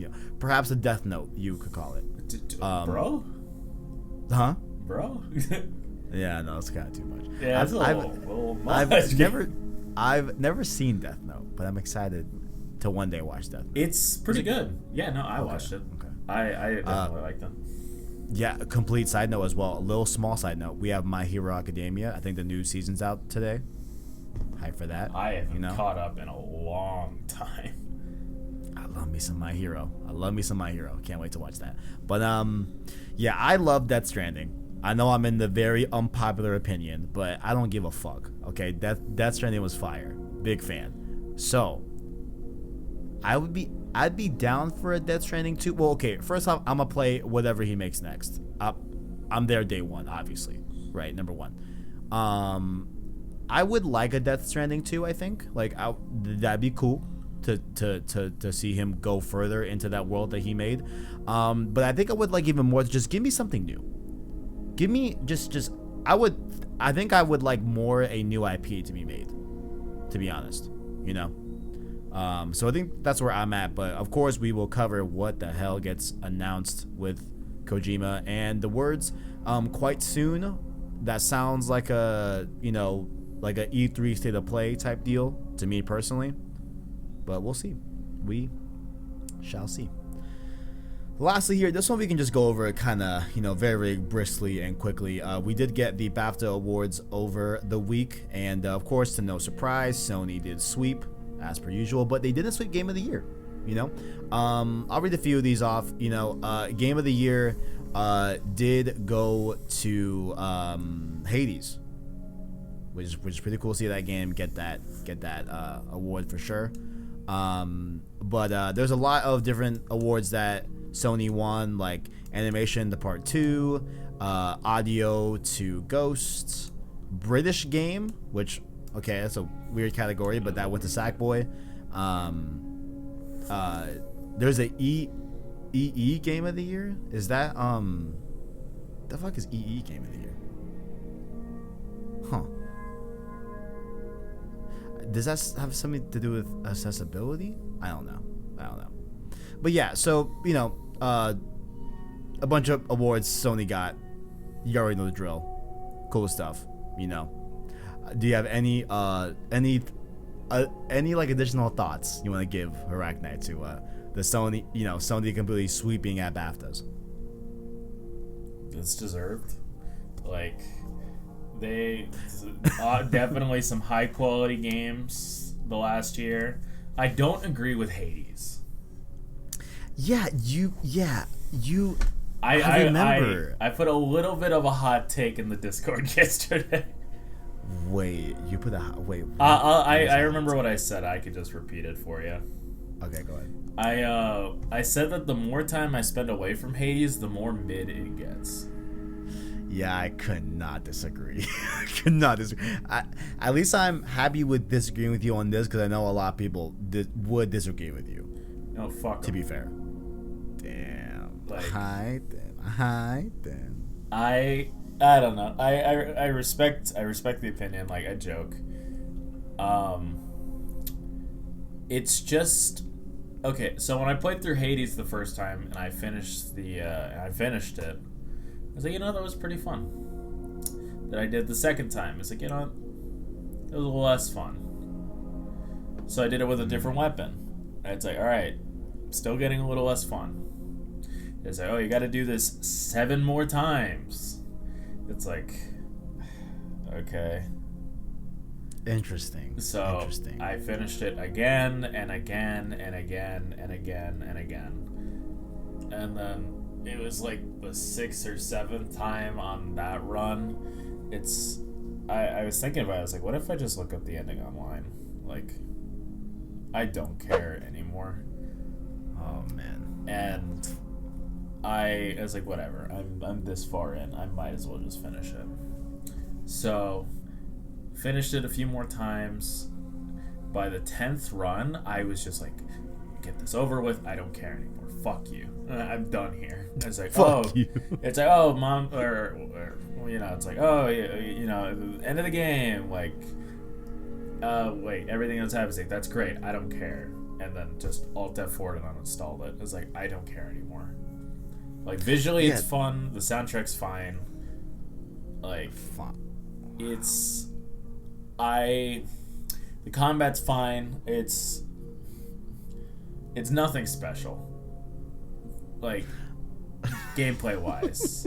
Visually, it's great. Artistically, it's great. I like the art. I like the art style. It's, like, visually, it's very, very appealing. It's just gameplay wise, it does nothing special.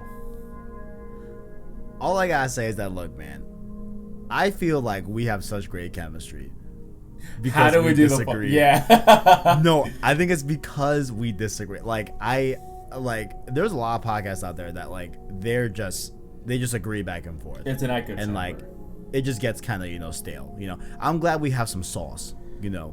Some spice, if you will. Yeah. Because literally, I could go off for 45 minutes on how I think you're completely wrong, but I'm not going to. I just don't understand. It's the same game. You gotta play the same game 10 times. But bro, each run is so fucking different depending on which weapon you choose, which pickups you choose, the multiple different decisions that you have to make mid-run can completely change how it ends. Yeah, you're in the same environments, but even the environments themselves are changing. Again, I want to go off on the whole debate about Hades because I definitely want to hear more about your PS5 experience for sure. But I fucking love Hades, man. Man, I fucking love it. It's a good game. I don't know, man. I'm gonna keep, this is I mean absolutely no disrespect to the developers. Absolutely not. Yeah, absolutely not. There's a reason your game won. I'm not the deciding factor. There's absolutely a reason your game won that I do not see. I kind of regret buying it. Wow. I was I feel like I kind of wasted my money. I was not having very fun. I was not having a lot of fun for half of it. I finished it as great, okay, I'm done again. Let's go again and again and again and again. Damn. And after I was done, it's oh, you can go back and do it again if you want. It's absolutely not. I am done here. Well, I mean it's a done. roguelike. So. I know, no, but I played other roguelikes and I had fun with them. It's just something about Hades didn't captivate me. I hear you. And that's okay. Definitely. I hear you. We'll see. Yeah, no. It won. It won for a very good reason. It's just something that I couldn't see. And that's okay. I'm not angry about it. I'm not gonna go on a 15 tweet hate thread. It's I disagree, and that's okay. I hear you, good sir. I hear you. Now it's time, ArachKnight. Question of the week. How is ArachKnight enjoying his PS5? Give me your first impressions. You've had it for what, a day or two at this point? Less than a day. Less than a day. It's all good. What I remember very, very vividly is having you on Road to PS5. That was post PS5 launch, right? And you said a comment, right, that you didn't mean in any sort of disrespectful way, but it always stuck with me. It was oh man, I wish I could have participated in this conversation, Yeah. And I never forgot that you said that. So I was okay, the week that he gets a PS5, I'm gonna just give the floor to my boy, and we're gonna do a little bit of a redo. And honestly, I think this will be a different conversation because, the PS5 is not that different than what it was at launch a few months back, but there are some differences, right? Like there's some new experiences that you can play on this hardware, from upgrades from PS4 games to PS5 to new games as well, right? So, but the fundamentals are the same. Yes, yeah. The PS5 hasn't gotten a major software update. The only thing that I think is of any note is that it's a little bit more clearly. It's more clearly displayed if you have a PS4 version installed as opposed to a PS5 version, where you'll see the little label on the side of the game's title on the menu. Yeah. If it says PlayStation 4, if it's nothing, it's a PS5 version of that game. So tell me your first impressions. How are you feeling about the PlayStation 5? I gotta talk about DualSense before we go. Oh, please. Yeah. Oh, please. It's very impressive what they managed to do with it. It's...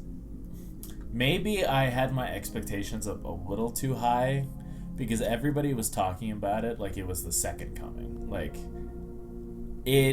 I had my hands on a PS4 controller because I was just playing a little bit of the PS4 before my PS5 came in.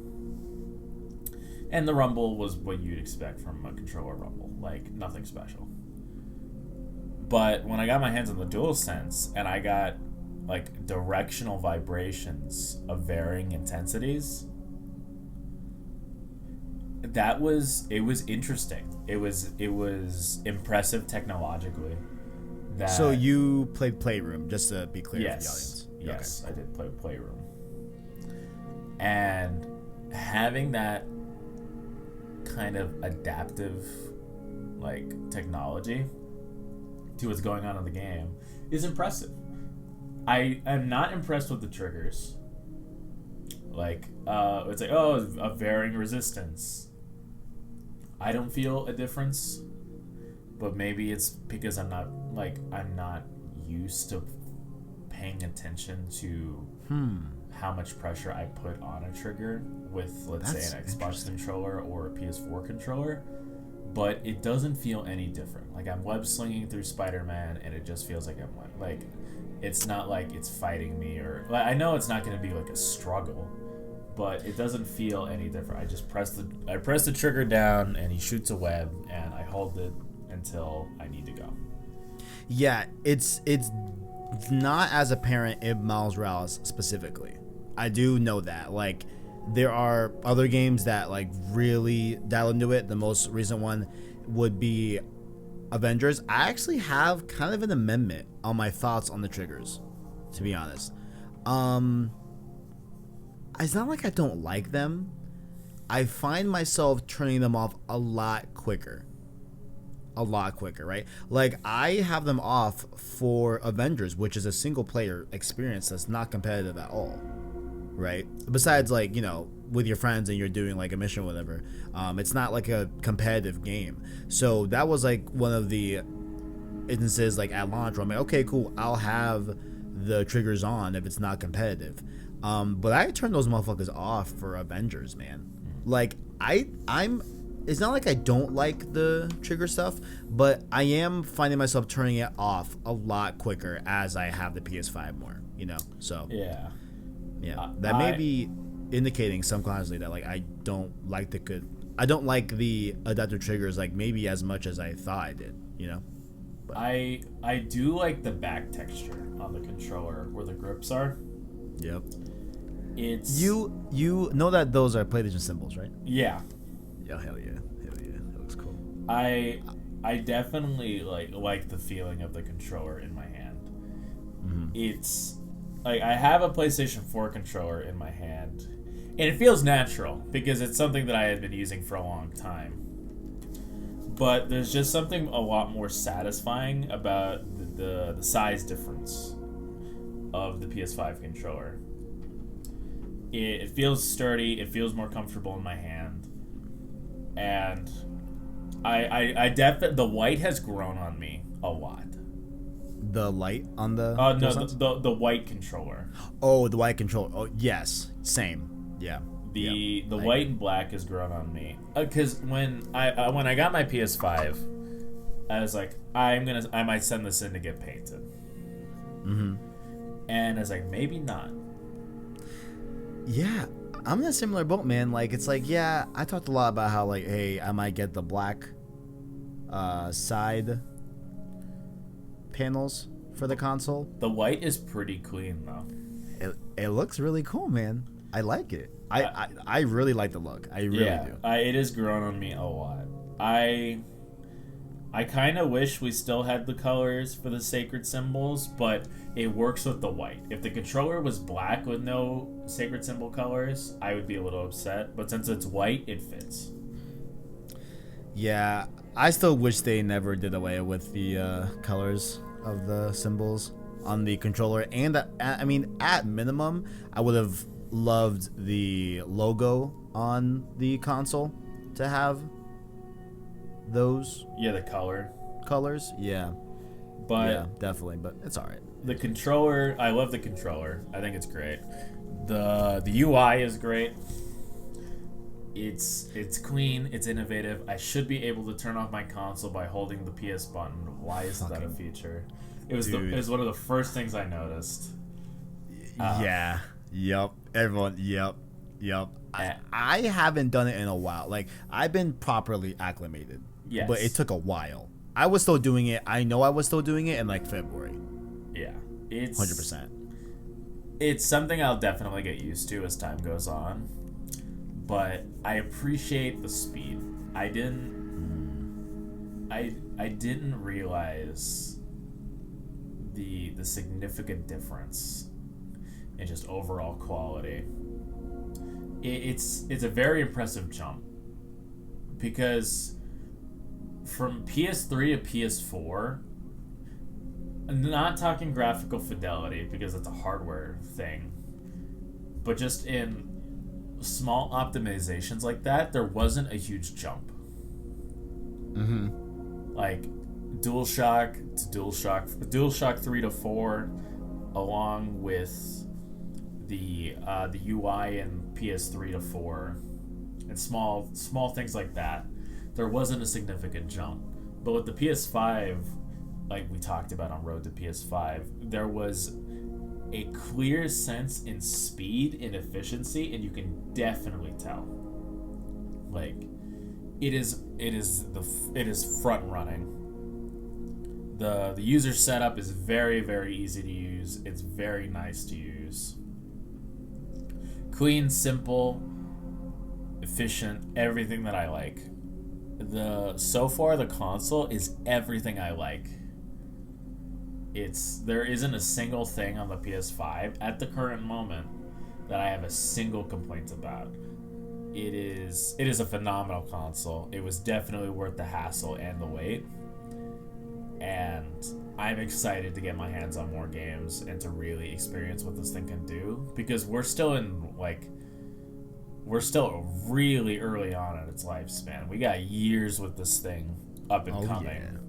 So I'm definitely excited for the future, and I'm having a great time with it, just with Miles Morales, a game I've already played and had a lackluster experience with on my PS4 because it was consistently dropping below 30 frames.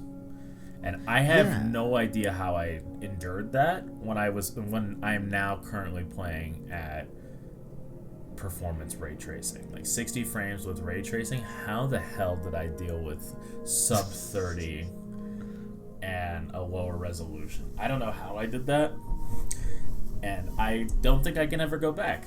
Like, it is night and day. It is an amazing experience to have your games that you had a good time with, because I did play a little bit of Spider-Man Remastered. A little bit. Just swung around. And it was fun. I don't think it was worth $20. And that's coming from a pretty hardcore Spider-Man fan. Like, I don't think it was worth $20. But I bought it. I don't regret it. And I had some fun with it.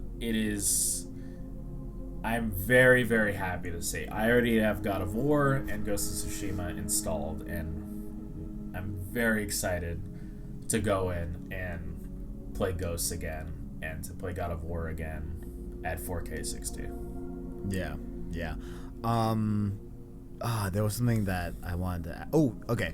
I think also, like, a big reason why Spider-Man Remastered, at least in comparison, I felt like feels weird next to Miles, is that I don't think they updated Peter's, like, movement speed or, like, his, like, swing speed. You know, like, he swings a lot slower, even on the PS5 version, than Miles does. Is it because Miles is younger and he's just naturally just a lighter, smaller frame? So is that why he's able to move so quickly and Peter doesn't move as fast as him? You know what I'm saying? But that's a big thing that I noticed with Remastered. I haven't even played the full game on Remastered. I'm waiting until Spider-Man 2 starts coming up a little bit closer here to actually play through the game Remastered and everything. But that's what I felt personally about that, is that, you know, I just didn't. Yeah, it's not his speed, but the fluidity of his motion. Because when Peter swings, it's very rigid, and you assume stiffness and rigid movement to slowness. Because you can move fast in Spider-Man PS5, Spider-Man PS4, you know what I mean. Yeah. You can move quickly. It's just Peter's movements as he's swinging are very limited. Like, he doesn't have the expressive motion that Miles has. Because that's a big part of Miles Morales is his difference. And, like, when he's swinging, he spins around, he does a lot more flips than Peter. Like, honestly, it looks like he's having more fun than Peter does. Oh, 100%. Absolutely. And with Peter, it's like something I noticed is that he, like, even when you when you're in air and you press circle and you do like a mid-air dodge, like what Peter does is that he just shoots a web and pulls himself in a direction, and his body just kind of like moves in that direction. When Miles, he'll do a horizontal spin in midair or like a backflip or something like that, and that feels faster. Like, I could be totally wrong, but that's just like from my very limited exposure to Spider-Man Remastered is what I noticed. Right. And interesting. I went from Miles Morales. I played a few hours of the game. I saved and I immediately loaded Spider-Man Remastered. And I wanted to see the difference between the two. I did want to ask you to kind of just pivot away from the games for a little bit. I guess we'll just one more in the games. So you dabbled in a little bit of Remastered. You dabbled in Miles. By the way, incredible photo mode shots up on his Twitter. Please link below in the description. Check out my boy's Twitter because shit, there's some fire. And I will be stealing some of those for future thumbnails. Absolutely, go for it. 100%. 100%. Road to Spider-Man 2. Yeah, we about to turn it up. Did you jump into Demon's Souls? Because famously, Demon's Souls has been touted the best looking PlayStation 5 game to date. I have not. Okay. I fully intend to, but I was just so into Spider-Man that, like, I was like, all right, I'll play Spider-Man for a little bit. I'll check out Remastered. I'll go to Demon's Souls. Right. But I was having a great time with Miles Morales' photo mode and going through the story again with just all the bells and whistles that a PS5 can offer. Like, it feels like playing the game for the first time. It is a night and day comparison. Yeah, that's a big thing too, because there was a big conversation about, okay, like, how are these PS4, PS5 games are going to work? So from your standpoint, like, is it truly night and day? It is night and day. Wow. Okay. Yeah. Because, another friend of the show, of course, Christian, which, if he's listening, again, not talking shit. I'm not trying to talk shit. But, like, he's less hellbent on, like, does it run at like a solid 60? Is it 4K? Like he's definitely a man that appreciates art style more, right? Like the core gameplay more. Like he can excuse not the most stable frame rate or not the best resolution, and still have fun if the art style's there and if the gameplay's there, right? And like he just doesn't get hung up on things that I feel that me and you get hung up on, you know what I'm saying? And probably you a little bit more than me, honestly, you know what I'm saying? So yeah, like, interesting. Okay, because he, like, from his point of view, he felt that Spider-Man PS4, granted he was on a Pro, you were on the base, so that has a lot to do with the difference there as well. But he felt at least the Pro version was completely fine, and maybe it is because you have not played the Pro version of Miles, I guess, but PS5 to PS4, definitely 100% night and day, huh? Yes. Okay. Interesting. Very, very interesting. It is. Go ahead. All I was gonna say is Miles Morales is a beautiful game. Beautiful. Beautiful. Beautiful. There was something else. I did want to ask, what was your first impression of seeing the box physically with your own eyes, right? Like seeing the console, right? Because I'll never forget seeing it for the first time, being like, holy fuck, like pause. But this is a big boy. It's a big boy. So you have the biggest PS5. You have the disc version, right? Yeah. And you've seen it a ton, of course, on images. But I feel like looking at it on images doesn't really fully portray how big the PS5 is. So what do you have any thoughts there? Do you have any things that you took note of about the physical PS5? This is the size of a child. like a baby, like a very young baby, but still, it is the size. It is a big bitch. Like, I remember, like, seeing it on the table. It was like, Christ, are you kidding me? So, it's like, okay. So it's surprisingly light compared to its size. Like, it is very light compared to its size. Yeah. I have a similar opinion, right? Like, it doesn't feel that much heavier than like the PS4 Pro. You know, like it definitely looks like it should weigh more than it actually weighs. Yeah, that is very true. That is very, very true. But yeah. Size wise, it does take a nice. It takes like I would say a fourth of a fourth at approaching actually like a third of my desk. It takes up a third of my desk, just this big ass console. And I'm for reference, it's horizontal.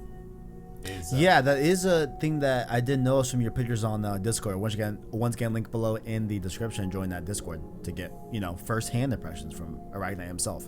But you're laying it horizontal. It's not that uncommon, right? But I definitely decided to stand my PS5 up for sure. But, yeah, it's because my desk has it has 2 levels. It's like a bunk bed. I see. So I wouldn't be able to keep my PS5 vertically unless I put it on the ground next to my computer, which isn't it's not optimal. Like, right. So I was like, all right, my only option is just to move it where my PS4 was. And me being stupid, I didn't transfer everything initially. So I was like, great. Okay. Where am I going to put my PS4 now? Because I'm not moving this. I'm not going to move my PS5 for this and then move it back and then realize I forgot something again and then move it again. So my PS4 is on the floor. Okay. Next to my trash can, symbolically. It's hooked up to... It's got wires, like one wires to my capture card, one wires, like it's on the ground. It's very lonely. It's kind of sad. And so whenever I need to use my PS4 for like data upload, like for my Miles Morales save transfer, that's why it's down there.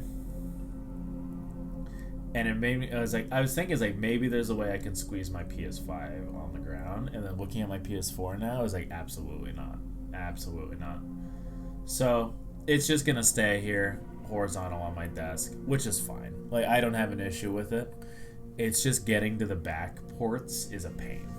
But yeah. It's not a huge trade-off. It's a great console. Like, overall, like, I don't remember being this happy about a console in a long time. I remember getting the Switch, and it's like, cool. It's a glorified handheld. It's like a console handheld thing. Yeah, remember it's a console handheld over here on the save slot. Okay, it's not a fucking handheld by itself.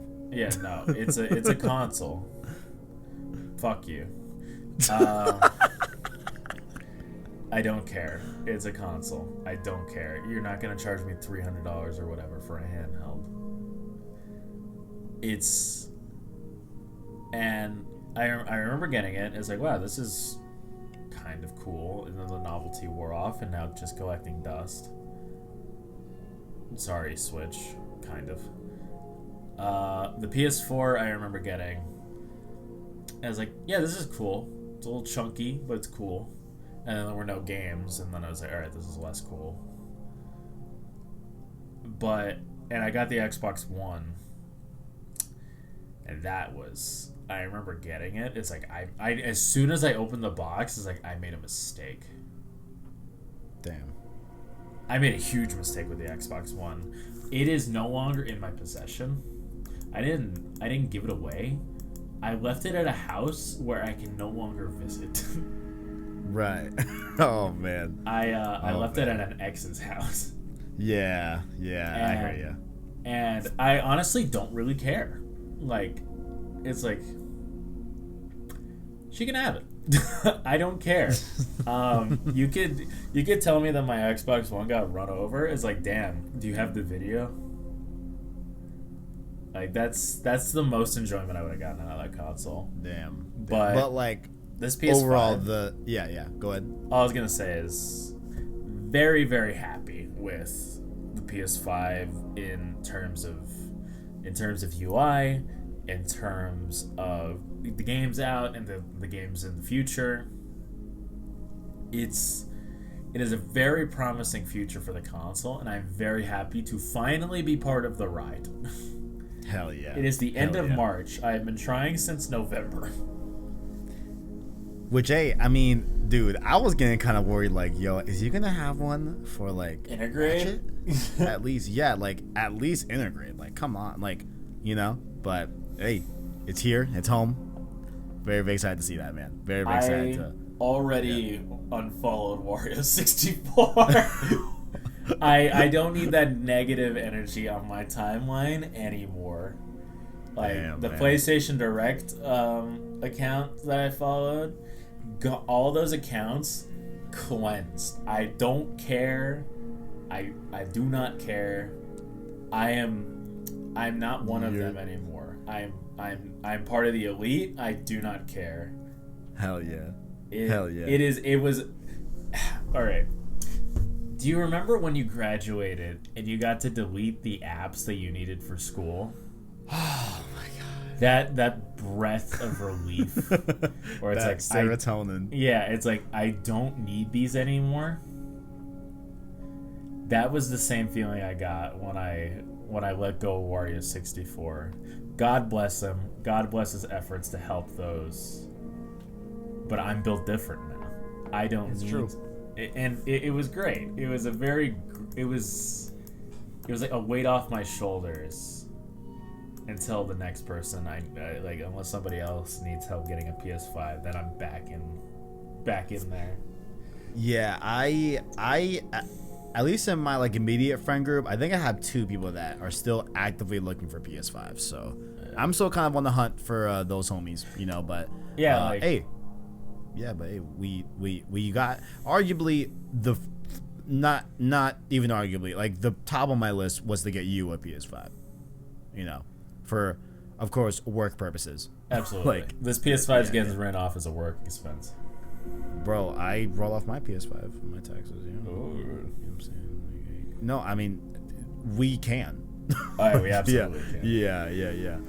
But above all else, so overall, positive vibes on the PS5 for ArachKnight. Positive vibes. You'll love to see it.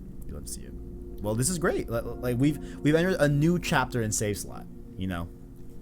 Now, both can be talking about these PS5 games. Gonna be exciting. Can't wait for it. Yeah. So above all else, ArachKnight, of course, where can people follow you to get those great photo mode shots and your other impressions about PS5? I am on the PlayStation Source Discord, link in the description. Great community, great people. Honestly, like through and through a good time. Like, feel free to join in. We've got a whole list of topics you can talk about along with the general chat.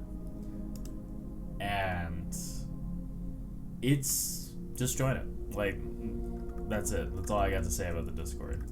I am on Twitter at Orly_Messias, where you can see me talk about video games and comic books, and where I post the aforementioned screenshots, which I'm, again, like, I know I'm patting myself on the back. I am very proud of some of those shots. Like, I'm very, very happy with most of them. Like, I was having a lot of fun with Miles Morales. I was very excited to get in there. But that's it for me. Beautiful, beautiful. And of course, this has been Saves Lot Podcast, the weekly news show about any and all things PS5, PlayStation games, and PlayStation itself. You can catch the show here on YouTube.com, PlayStation Stores, as well as podcast services like Apple Podcasts, Google Play, Spotify, via our anchor link in the description. You can also, of course, like the video and or rate the podcast. That helps us get seen by more viewers, so we can grow the PSS family. Down below, hit us up on Twitter at PSSourceVids, and our Discord link, once again, below in the description as well. And if you're feeling a little bit generous, feel free to hit that join button to become a member of the channel. The $1 Prince tier, $5 King tier, all that great stuff. And don't forget Stream Series. We have Resistance going right now, and Metal Gear Solid. Get hyped for that. You know what I'm saying? And lastly here, once again, Road 2 coming soon. Road to Rift Apart is indeed coming soon. Cannot wait for that. Very, very excited for that series. But yeah, that has been episode 10. It's been done. ArachKnight has a PS5. It's gonna be fucking great to see what we talk about here in the future. And yeah, thank you all for watching. And as always, greatness awaits. No longer waste no more, because my boy got PS5. Hell yeah. Let's go.